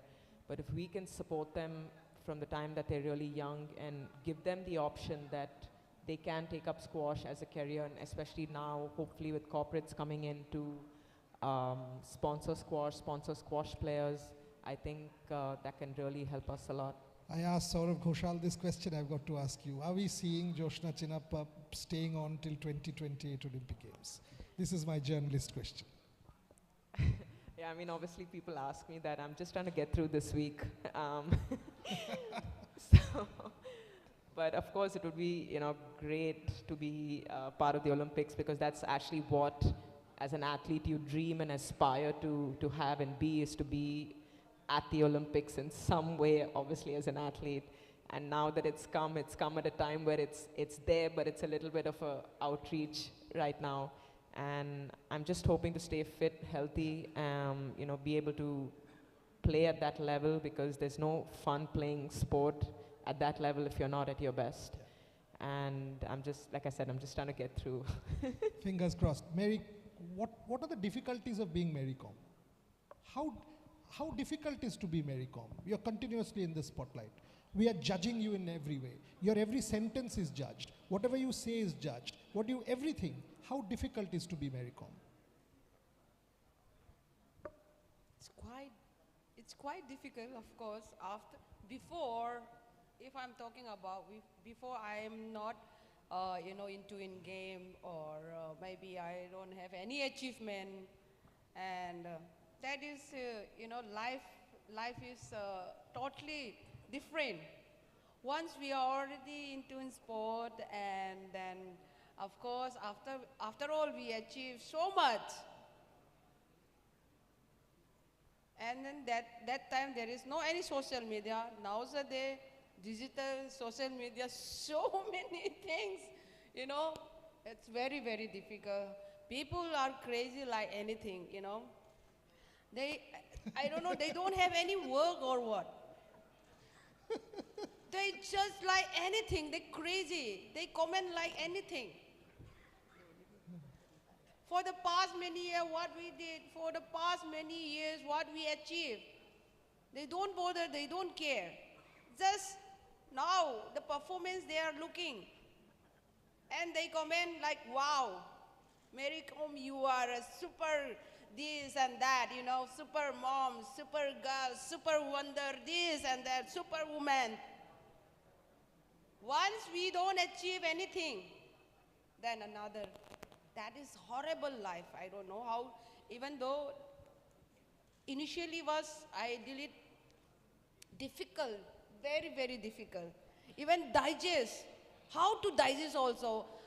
Even once I see, when they praise and when they, you know, comment in a positive way, nice way, then very happy, excite, you know, inside, so that happiness, what I have inside. And sometimes people, they comment like anything, you know, then it's very difficult to digest. The truth is, Mary, the trolls are faceless bots who have absolutely no business except to reach out to you because they think social media is agency. and that's why you are now, you are within the thing. Otherwise, to be who you are, to be a Mary Kom or a Joshna or a Harmilan or a Rani or, Dr. Palshetkar, they've not gone through that journey. So social media, faceless bots, and that is why social media will always be trivial. Dr. Palshetkar, question to you and Alok, and then we close with the final act of this thing, the Mary song.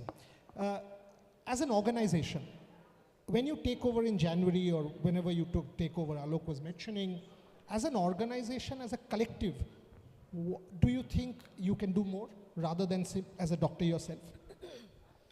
I think, I've worked with a lot of government policies and all. So what I feel, an individual, individual can do that much. We are 40,000 collectively, the organization can do a lot, and the government can actually create a titanic wave. So it's very important that everybody puts in their little bit. Let me talk about, how technology and health, actually, we've worked with a lot of sports people. And as a woman person, there are lots of menstrual problems. Then also, I think one of you mentioned the biological clock ticking away. I think that's also very important. And today, technology is there. We can offer egg freezing and all these things. So I feel the organizations can go out and talk to women and tell them that these are the different things, the awareness, the advocacy is what the organization can do.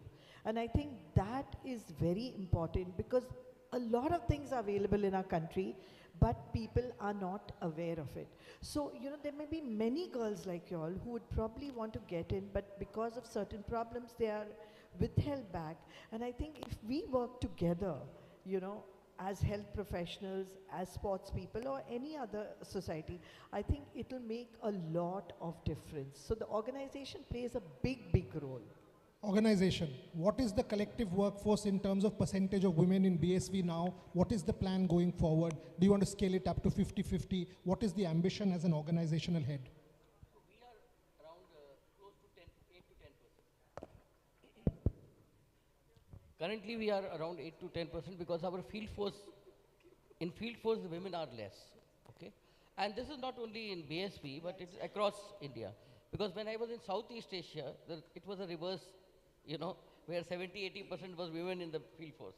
Okay, so I think the things are changing. Now women are coming out for field jobs as well, and our endeavor also is from a leadership point of view to really recruit more women. And definitely on merit. I think that's very, very important because, people have to be, when we say equal, they have to be equal only. And so that is something, and we are wanting to improve this ratio year after year. So that is our objective. Fantastic. I think it has been an absolutely stellar 37, 38 odd minutes. There you go. Ma'am, come on. 2 lines. All of us, we'll all stand with you. Come. Can't be. You decide. You tell me what music we'll play from the console. You play it here, I'll put the microphone there.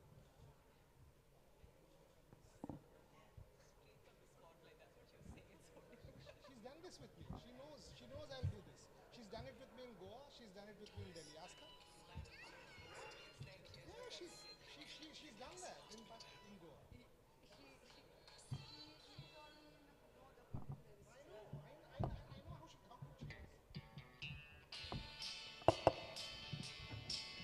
Hello. Can you play? I think it's not in.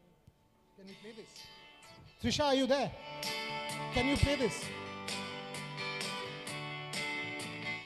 Let me be there. No, we'll hold it here. Okay.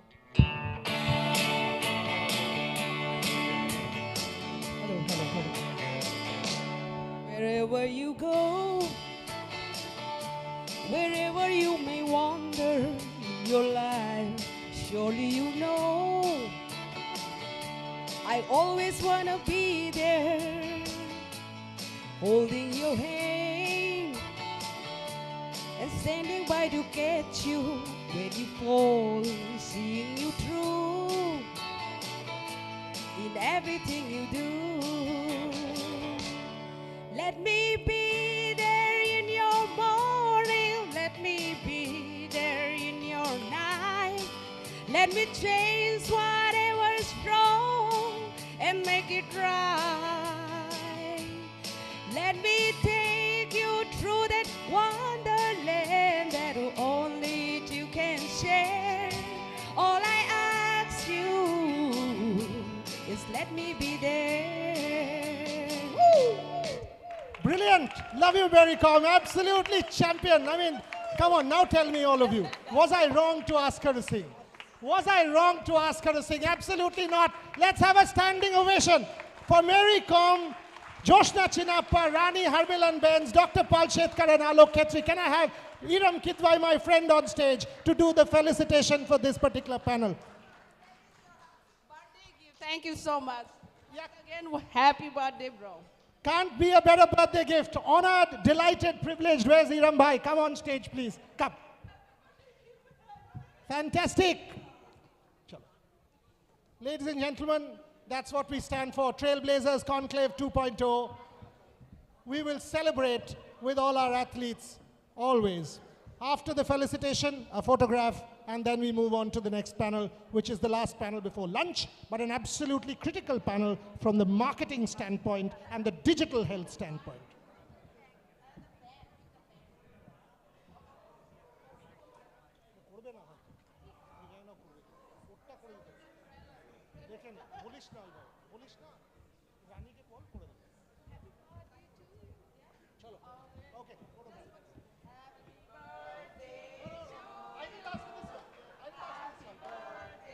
To you, happy birthday, happy birthday, happy birthday to you.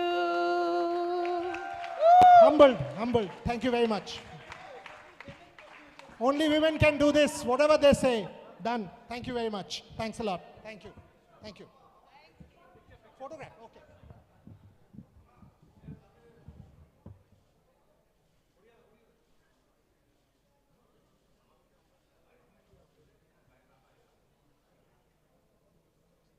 Thank you very much. You were brilliant. Huh?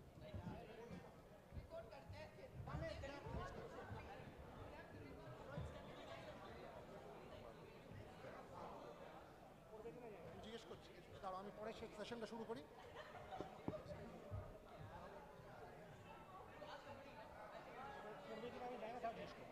শুরু করি Okay, can we please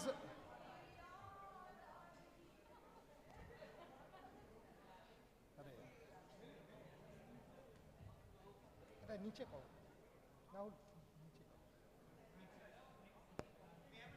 Can we have the next session and yeah please thank you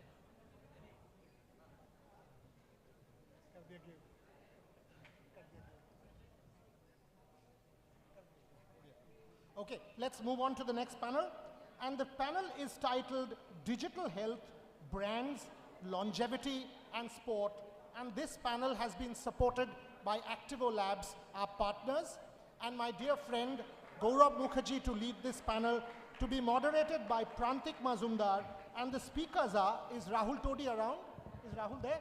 Rahul Todi, Gaurav Mukherjee, Hiten Kothari, Shomyan Biswas, and Amit Doshi is on a link, right? Amit Doshi is on a link. Over to you, Prantik, to introduce the panelists and get going with the panel. Kindly settle down. You know, I know we've had a very high-octane panel. I request all my speakers to all my guests to settle down, please. The next panel is going to be on. We've got to show respect to all our speakers. Kindly settle down. Kindly settle down, get seated as we call Prantik and the rest of the panelists on stage to start the next panel, Digital Health, Brands, Longevity and Sport. Prantik.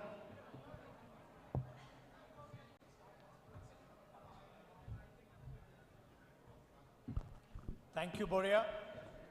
A very, very good afternoon and happy International Women's Day to everyone. It's been a fabulous morning.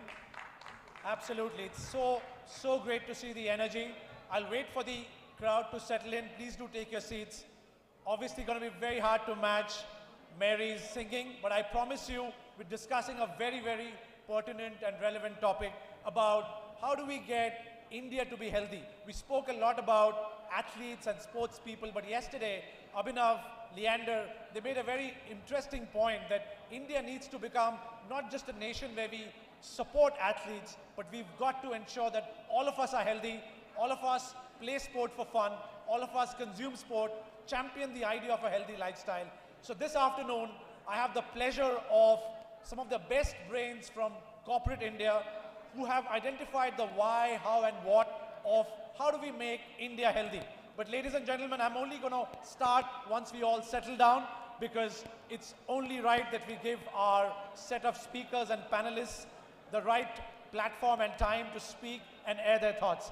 But I'm going to invite my friend Gaurav Mukherjee from Activo Labs. Gaurav is the founder of Activo Labs, a digital health platform that's making India and global athletes healthy, and not just athletes, but, you know, folks and commoners like us. He'll tell us a bit more. Then we have Hiten Kothari from HDFC. Hiten, please do come on stage. He's an actuary. He does some fantastic work, and he'll share insights about, you know, a healthier India is obviously great for nation building, but it's also great for an insurance firm. Hiten bhai, thank you. Rahul, please do come on stage. Absolutely. Rahul Todi from the Shrachi Group. We've heard some fantastic stuff about the work he's been doing in West Bengal and India with Leander about ensuring that kids, adults, we sort of take to sport as a lifestyle choice. And then we have Shomen Biswas from Tata Digital. He's flown in from Mumbai earlier this morning. Shomen, please come on stage. And we have, yes, hi, Amit Doshi from Britannia. Thank you for joining us. He couldn't make it in person, but really glad that you could join us on the link. And I'll be moderating the panel this afternoon. So, ladies and gentlemen, please do take your seats. We will start in a couple of minutes once you guys are done with your selfies and some conversation.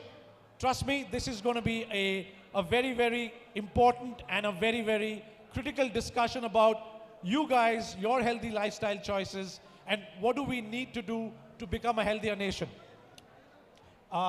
Yes, if you could just help me take these two.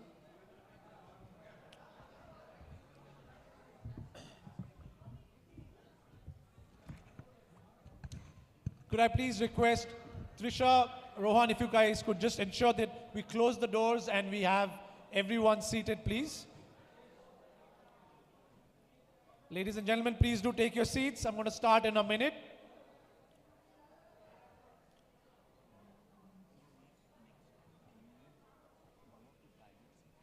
Yeah, to sort of move that, right? Outside, yeah. I think Prantik promised Maricom selfies after this, right? We'll settle down. Absolutely. Maricom selfies, you know, we promise you. Amit, just checking on sound. Can you hear us? Are you on mute, Amit? Just technical staff, could we just ensure Amit's voice is audible? Amit, could you test once again, please? Can you hear me now? Yeah, we can hear you. We can. All right, let's get started. Look, we've had a fantastic day and a half, gentlemen, on stage. We've spoken about, you know, the rising prowess of Indian sport, whether it's youth, whether it's women, whether it's, you know, whether it's at the Asian level or the upcoming Olympics level. But I think there was a very interesting topic that was being discussed by Leander, Abhinav, Adilji yesterday, that, let's put it bluntly, we as a nation, we're not a healthy nation. And I'm going to share a data point, right? So there's a GHS study, Global Health Security Index, that comes out. Out of 197 nations, we are ranked a dismal 85. And what's telling about that report, my initial reaction was, this must be one of those, you know, emerging markets must be struggling, but not true. Country number 4 on that list is Thailand, right? There is South Korea, which is obviously fairly developed. There are many smaller European countries on that list. And the other telling part about that report was we rank pretty poorly when it comes to prevent versus detect. So I think we're doing all right to sort of, in India, my wife's a doctor. She often tells me that healthcare is all about when shit hits the fan, you go to a doctor. We don't look at prevention. We don't look at a healthy lifestyle. And the irony is real. I'm talking, just about 45 minutes before lunch where all of us will enjoy a feast. But it's important to talk about healthy lifestyles. How do we as adults, as parents, talk about adopting a healthy lifestyle? So today, I have the pleasure of sort of some of the best brains in corporate India who are already doing a lot. And I want to tap onto their minds and brains and, their anecdotes about why are they supporting, some of the healthy lifestyle choices. Is it a commercial element? Is it CSR? Is it good for business? Or is there an angle for genuinely building a healthier India? Because, I feel very proud every time, and I live in Singapore, when I come to India, it's amazing to see the advancement of India, when it comes to our soft power, when it comes to our international imagery. Startup India is booming. But I am really, really concerned, and I think many of you might agree that when it comes to family, comes to individual health choices, I don't think we're doing enough. So, Gaurav, I'm going to start with you. Tell us a bit more about your motivation to sort of kickstart Activo Labs, and what are you doing as a company, as a new age digital startup to make, not just India, but to make individuals or help them make healthier choices? Thanks, Prantik. Great to be here. And I think where the idea of Activo Labs started was back in 2016, late 2016, early 2017, with my co-founder, Professor David Lai. He was a cardiothoracic surgeon, and thanks to him, I got to travel with him to Chennai back in the days. I still remember this like it was yesterday. It was a conference called the Congress of Surgeons. It was led by Dr. Devi Shetty from Narayana Health. To a room full of 500 surgeons and me, he gave a keynote. The keynote was on chronic disease management. And according to his research, I'm talking about 2016, according to his research, by 2030, half of India's GDP would go towards management of chronic diseases, looking at just, what the data was looking like. And this is 2016. Modi ji had promised a $5 trillion economy. I was like, half of that doesn't look like a business. It looks like actually an industry, right? So I had probably that, the immortal lines of Elon Musk, right? Either you can wait and see someone doing it, or you can do it yourself, right? The second piece was also a lot to do on Professor Lai's research itself. He was driving or building a digital lab in Singapore for sustainable aging. And when I first heard about that, I asked, David, what the hell is sustainable aging? And he said, it's all about increasing your health span as opposed to just your lifespan. Now, how do you increase health span? Now, lifespan's been increasing. The reason why lifespan's been increasing is just because all of medical R&D dollars have gone towards increasing the quantity of life versus the quality of life, right? But how do you increase the quality of life? What are the factors that determines that? Early morbidity, 40% of your factors are your genetic endowment, the fault in your genes. You can't change that unless and until CRISPR becomes reality. 30% is socio-economic factors. The air you breathe in Mumbai versus the air you breathe in Vancouver has an impact on how quickly you will get a disease. Now, most of us are not lucky enough to decide that, I'm going to wake up tomorrow morning and I'm going to live in Vancouver. That's not going to happen. 70% of why you will get a disease, you can't change. Only 30% you can change. And what are those factors? It's basically lifestyle. Within lifestyle, what are the main factors? Number one is smoking and substance abuse. The governments of the world can do something about it because you can tax it. But the things that you cannot tax, number one factor is exercise. That's the best thing you can do to your body after you quit smoking, right? Number two is nutrition. Of course, you are what you eat. And number 3 and 4 and 5 are the factors which are the most, the growing scientific consensus on that. In that is sleep. Lack of sleep is now a weapon of mass destruction. 100 years back, we used to go to sleep when the sun went down. We used to wake up with the sun. Now, because of electricity and Netflix, all that has changed, right? We are not sleeping enough. Lack of sleep increases cortisol levels in your body. It impacts every single organ in your body. Sitting time. Sitting, you've probably heard, sitting is the smoking of our generations. Our biggest muscle in our body is the butt muscle. It's called the gluteus maximus. It's called maximus for a reason. It's meant to keep us standing. 100 years back, work meant you were on your feet. Right now, we sit. And there is a huge consensus right now among experts that mental health, the quality of your mind, the state of mind that you live with has an impact on how quickly you will get a disease itself. In fact, David had data on his own heart failure patients. All those who were diagnosed with clinical depression, they had accelerated mortality.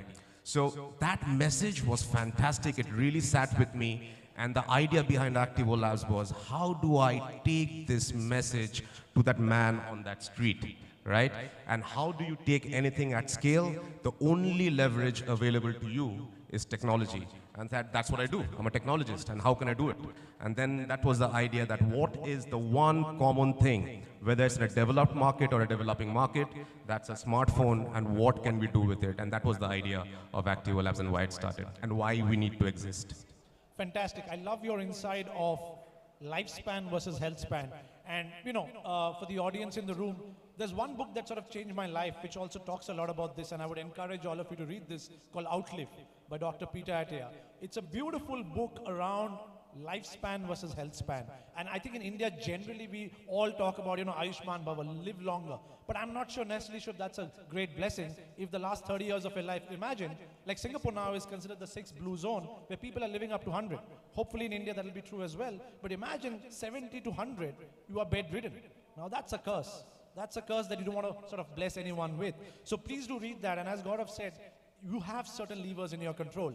You know, not to smoke, drink, eat healthy, but sleep and exercise, lifting weights, right? But let's talk about India. I was talking to an economist yesterday, and, you know, one of the things, you know, 4 trillion, 5 trillion economy, great. I think we're on that path. You know, there's an economic superpower. But she said, look, hopefully we don't go the way US and China did, because when an economy grows, the common man, woman, kids start consuming. America, if you look today, 35 to 40% are obese. Now, hopefully India, as our economic strength grows, hopefully we don't become an obese nation. Although we are, all indicators prove, like I said in that study, that unless we sort of intervene now, we're on that path.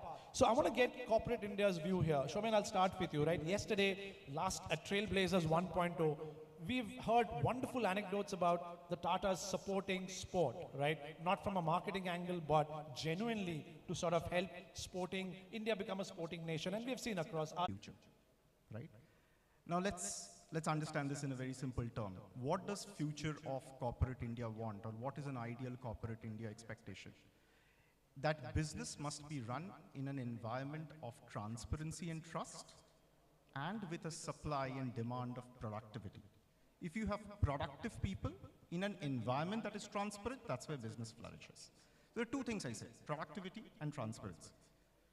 Now, we believe that if you look at all the experiences that a young child goes through, typically between the ages of 6 to 18, there is no better teacher than sports that inculcates these two things. Let's understand why. Let's take productivity first. Any human is most productive if you use all your faculties. If you use any one faculty, you will not be fully optimal. Now, what are the faculties that we use? Physical skills, which is manage your body. Mental skills, which is essentially manage your emotions. And social skills, which is to connect with people. And tell me a single other experience that a young child can go through where all these three things happen in sync and at pace.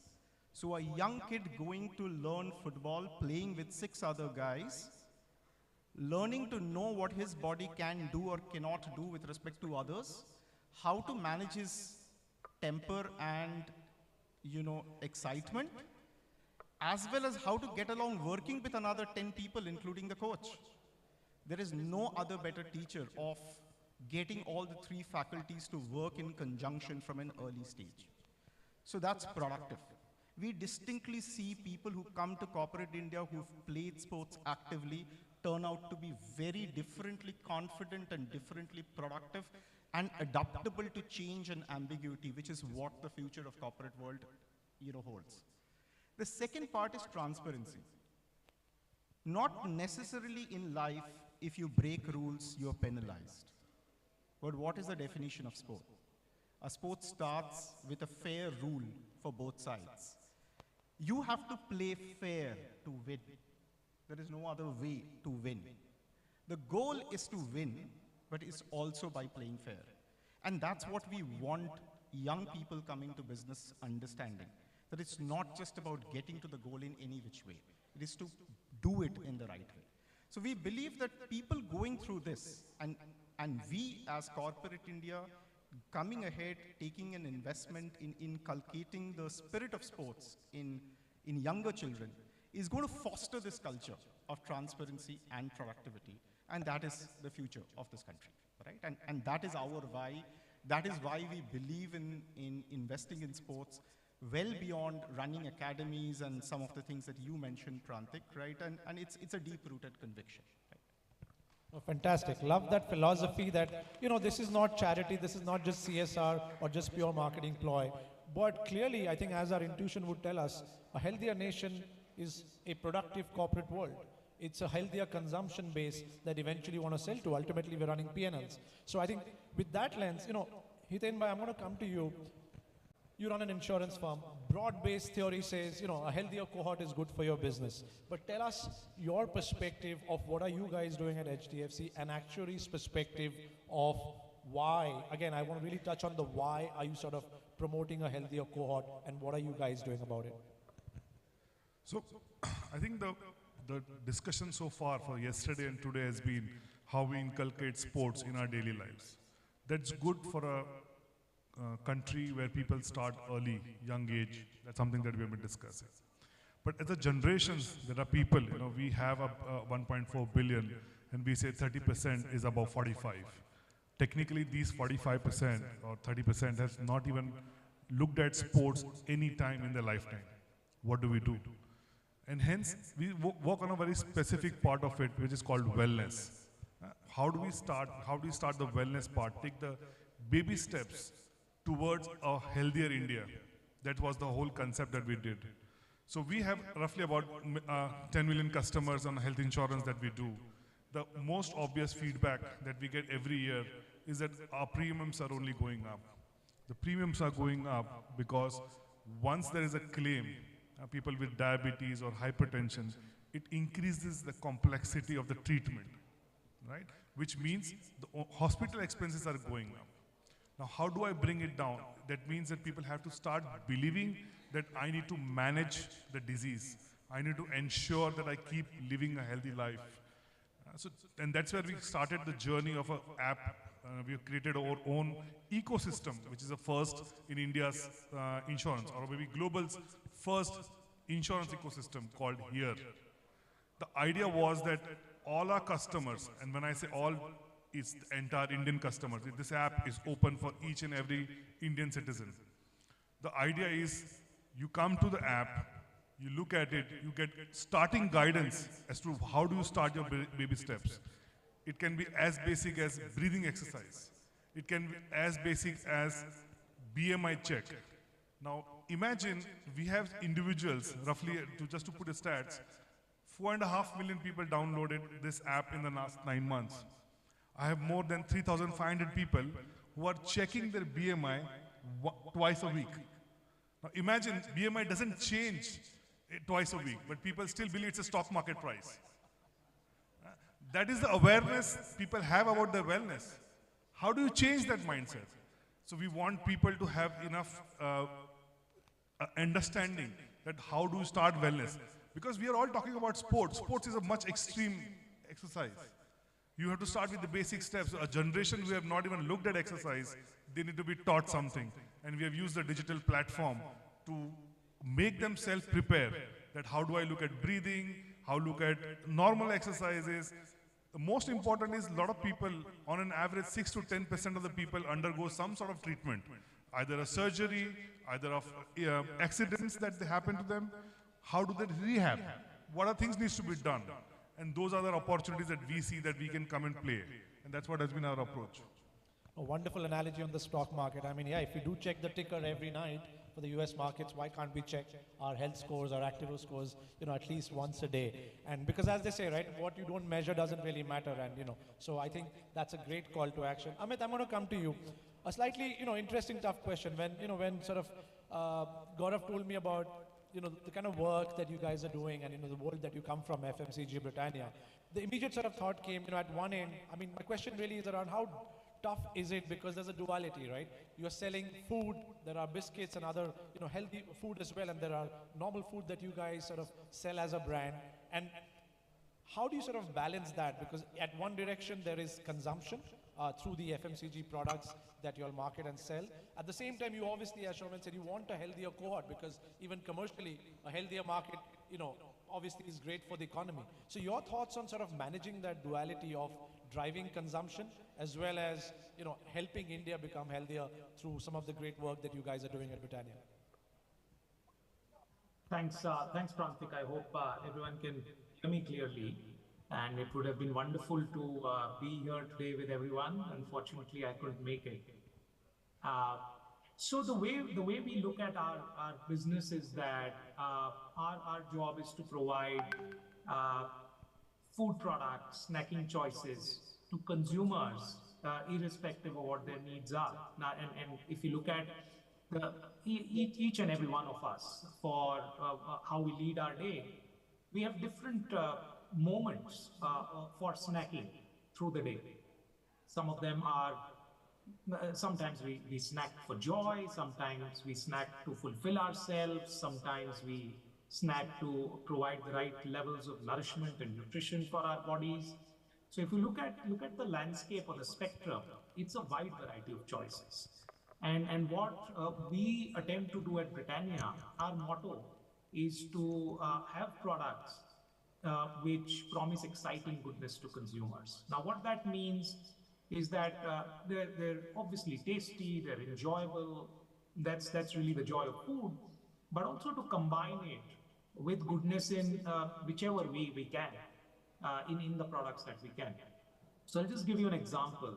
And some of this we started many years back. So it's not a journey that we've envisaged on now. We were in fact one of the first food companies in India, and certainly the first bakery foods company to completely eliminate trans fats from our products. And I'm not talking about now. I'm talking about this happened a decade and a half back.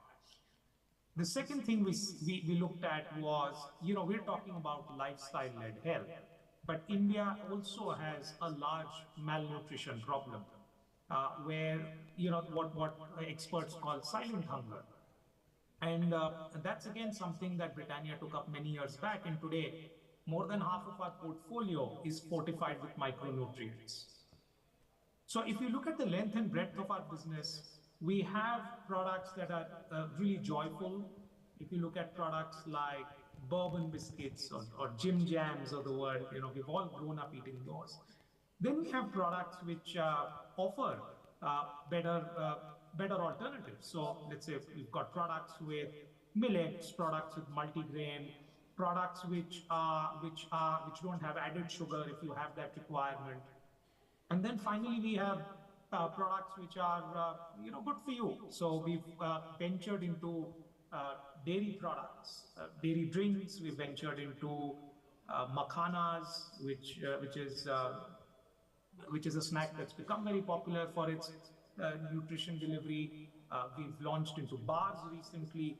So it's a full spectrum that we traverse, and depending on what the consumer need is, the delivery is according to that. Now, having said that, we also have this other dimension to how we run our business, which is to run our brands with purpose. And if for example, I'll just give you an example. Today is International Women's Day, and for all the trailblazing women who are in the room there, wishes to each and every one of you. For example, Britannia Marigold is a brand that's really loved, and West Bengal is the place where our heart lies, as Britannia and as Marigold. And for the last many years, we've empowered women to be more and do more. And entrepreneurship is the route we've taken. And today, in fact, we've announced the launch of a platform, a complete digital ecosystem that helps women and their entrepreneurship dreams come true, with the launch of this ecosystem called Her.Store, where entrepreneurs can meet each other. It's a marketplace where entrepreneurs and their customers can come together. That's just one example. NutriChoice is this other brand that always has stood for a fit and an active lifestyle. And so when we met Gaurav a few months back, we said, see, yes, we sell products, we sell these snacks, but what is it that the brand can offer as a service over and above the products that we sell? And that's where this idea came about, to create this app called Nutri Plus, where we provide a very simple score that can help consumers with smartphones track their lifestyle daily. It's a good indicator over a long period of time. And we're also aiding that now with content and habit creation through rewards and so on. One of the powers that Britannia has is the power of access. So, one is to get it through consumers, through marketing and through digital and so on. But what we've chosen to do is to actually provide it for free. So if you buy a pack of NutriChoice today anywhere in the country, you get a simple QR code on the pack, which most Indians are used to, and you can download a Nutri Plus app. So what we're working with Gaurav to do is they've got some really outstanding technology. We're making sure that we get it to the length of and breadth of the country through crores of packs that we sell. Wonderful, Amit. Hello, check. Yeah. No, that's great. I think you sort of made two wonderful points. One is, I think India is not one homogeneous nation. We are the privileged lot sitting here, probably a higher probability of moving towards obesity, but there is a large population that still faces malnutrition. So obviously you've got to cater to the dichotomy. And the other is the entrepreneurial angle. I think your Makhana example sort of brought a memory of today. If you look at Shark Tank, you see so many interesting entrepreneurs who are sort of curating or creating healthier snacks. So I think the message is clear, ladies and gentlemen. For every bourbon packet that you buy, please do buy, some box of healthy snacks, Fox Nuts or Makhanas or NutriChoice. Rahul, I'm going to come to you. I think Hiten made this point about whatever that we do, we've got to do at scale. Yesterday in your session with Leander, and you announced that you guys have embarked on this initiative to make sure 250 million kids, that's a huge population, in the next, let's say 15, 20 years, pick up sport. I want you to share some real anecdotes about the great work you've been doing in Burdwan, Ardwana. How do you encourage kids, families, parents to pick up sport, like Hiten was saying, on a regular basis from a wellness perspective to drive, better lifestyle choices? Actually, honestly, I've been privileged to be part of the Urbana project, where we are the developers of the project, co-developers, and Renesa, which is in Burdwan, which is a 300-acre township. Both these places now have an active population of Renesa has an active population of about 12,000 people, but the daytime population goes up to about 18,000 with the drivers. Plus we have 2 schools, we have 2 hospitals.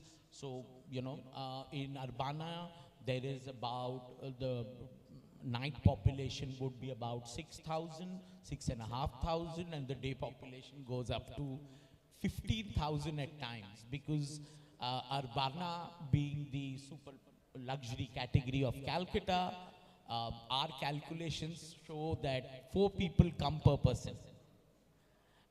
They could be your drivers, they could be the Amazon deliveries. In Urbana there is some data for all of you who love data. In Urbana we have 1,400 scooters or bikes or e-bikes coming in every day. It's Blinkit, it's Amazon, and Tata Neo, hopefully, as a lot of directors and MDs of Tata Steel and their subsidiaries stay there. So anyway, I was privileged to be able to work on 2 POCs myself as a personal project. We are now running Cricket Premier League, IPL style, which alone itself generates a revenue of 1 crore. More than 500 people play in that, starting from sub-junior category, junior, seniors, and legends, and women's now. Okay? We sell teams, we do auctions in such banquets. and give each team owner the feeling of an IPL team owner. Through the IPL, we created the Football Premier League. We call it the Urbana Football Frenzy. And third year, we've already, now that property itself is generating some surplus. The third property we have created there is a Rackets Carnival, because we have a lot of indoor facilities and tennis. So squash, table tennis, badminton, and lawn tennis. We have hard courts, but so tennis. So, and combined about 500 people are participating in that, and about 300 in football. And these two things are happening in the summer, and in another 15 days, it'll all be in action. So, and similar products we are working on in Renaissance. So that's the POC I collected. And honestly, I am a product of playing in all these leagues, which encouraged me to enter sports business. And trust you me, maybe a lot won't believe, I've lost a lot of weight in the process.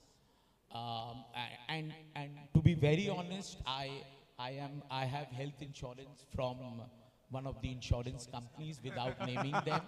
I am getting WhatsApp and calls every day. And with all due respect, none of that helped. Because my community forced me to play the sport. In my case, they needed me because I was seeding it with some money, and being a developer, I could do things. But then I wanted to perform in that platform. And one match recently, I should share, I did quite well. And in football last year, I was judged the best goalkeeper in the Legends.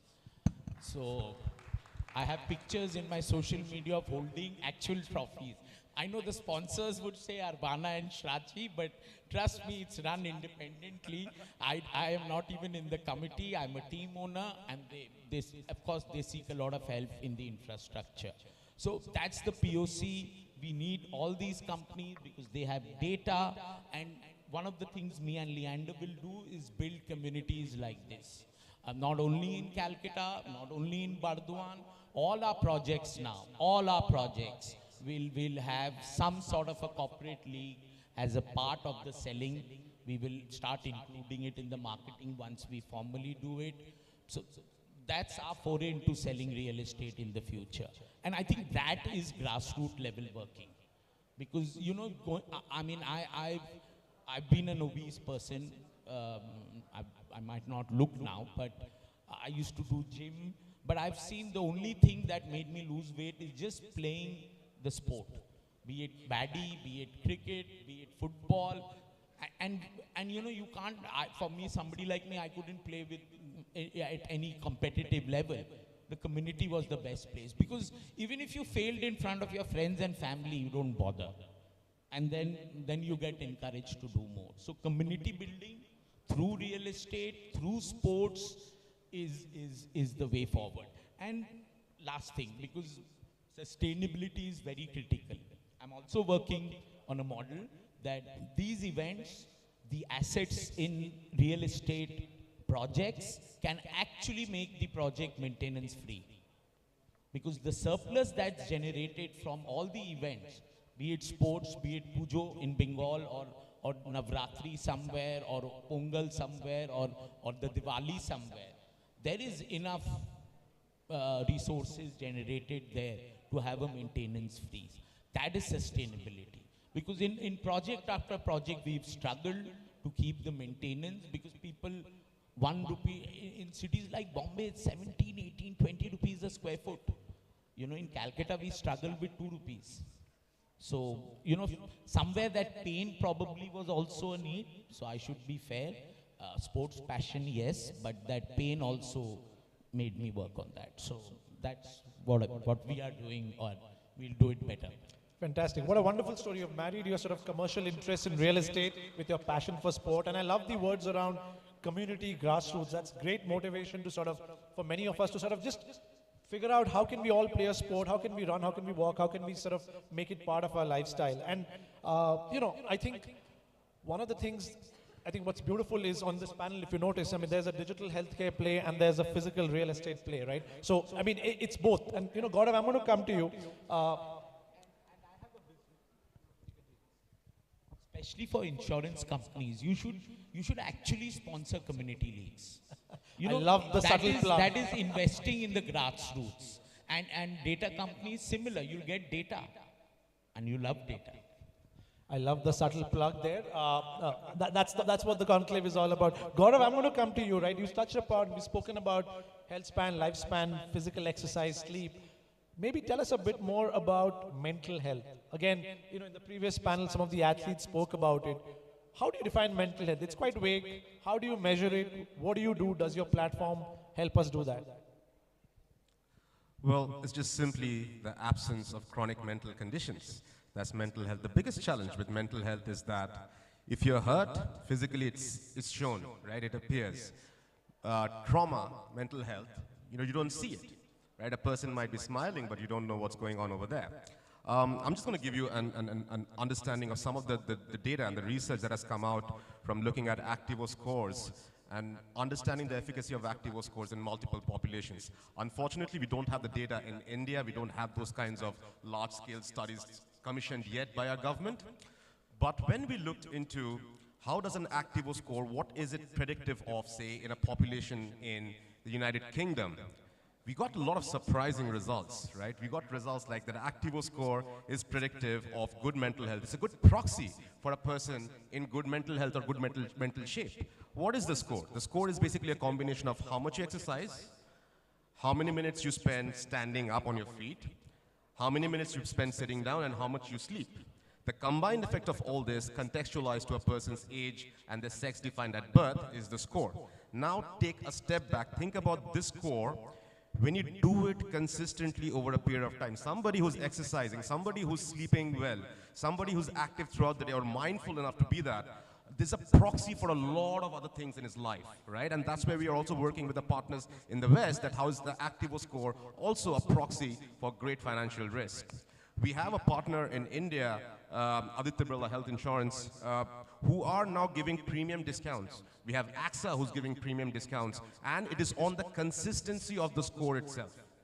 That consistency of the score, I mean, I'm a user, I've been using the score for the last 4 years. Firstly, it's not easy, because you have to be consistent, you have to be disciplined. And it comes down to the basic philosophy of discipline.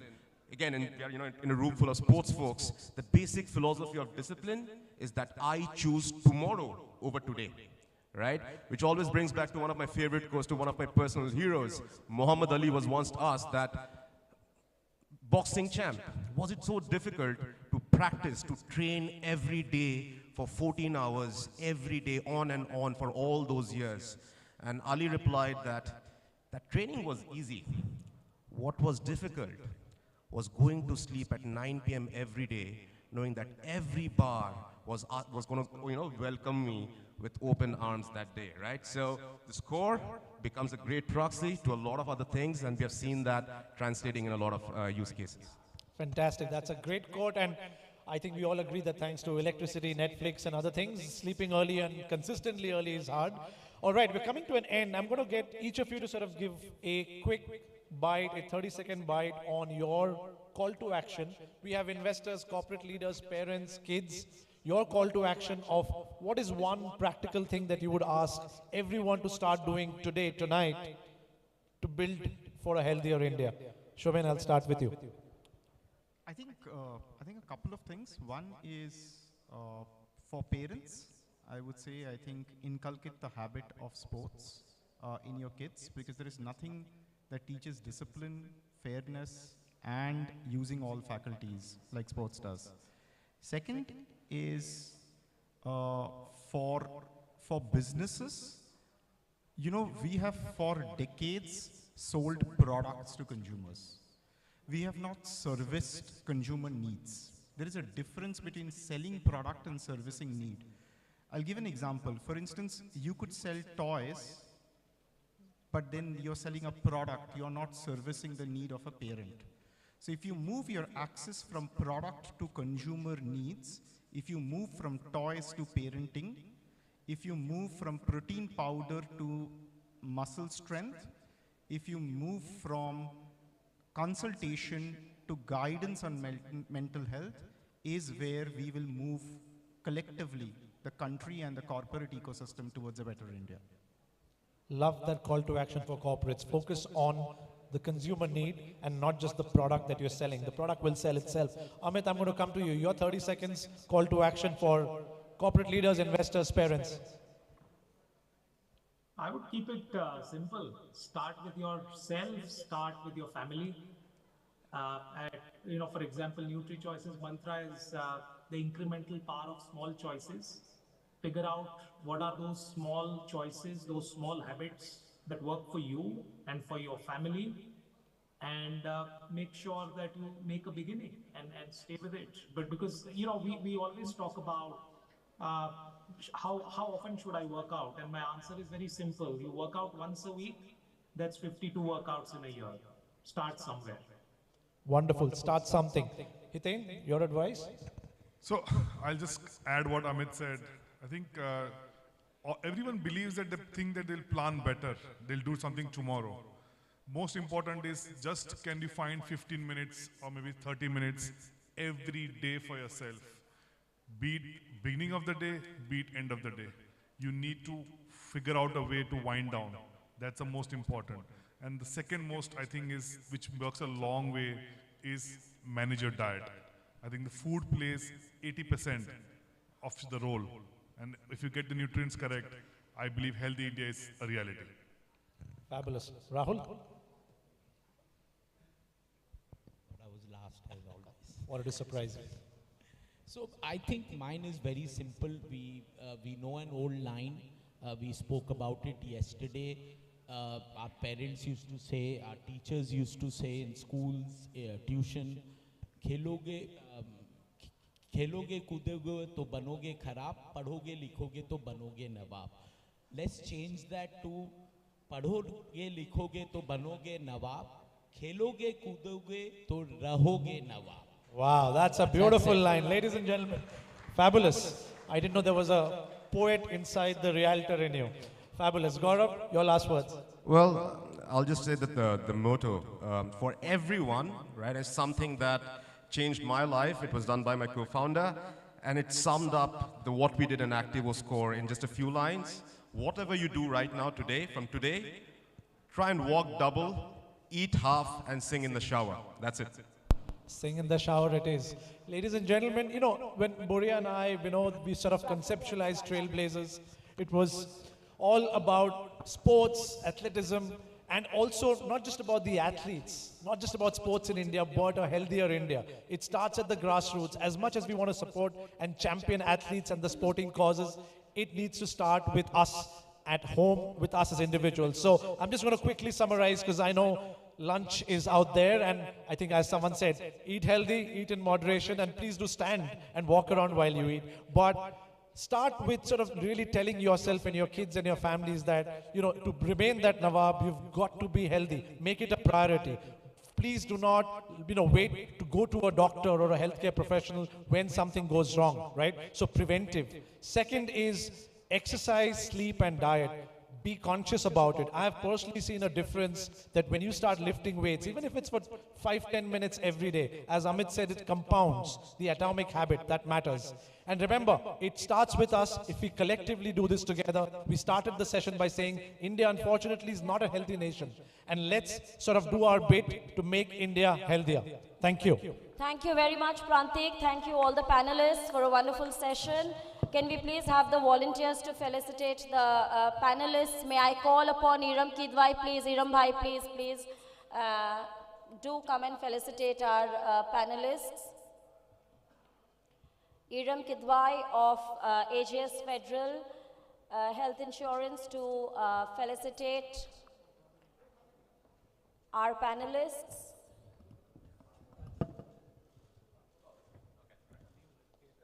Great panel.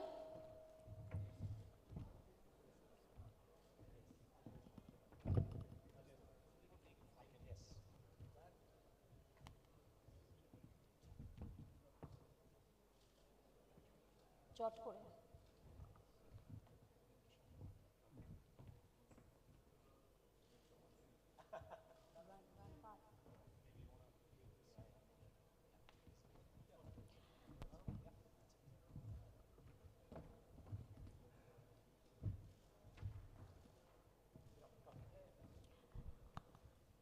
Thank you, everyone. Now lunch has been served.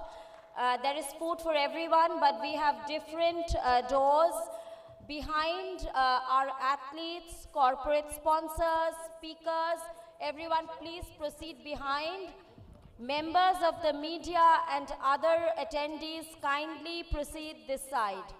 Once again, there is food for everyone, corporate sponsors, athletes, speakers, everyone that side, and members of the media and other delegates kindly proceed this side, please. Thank you.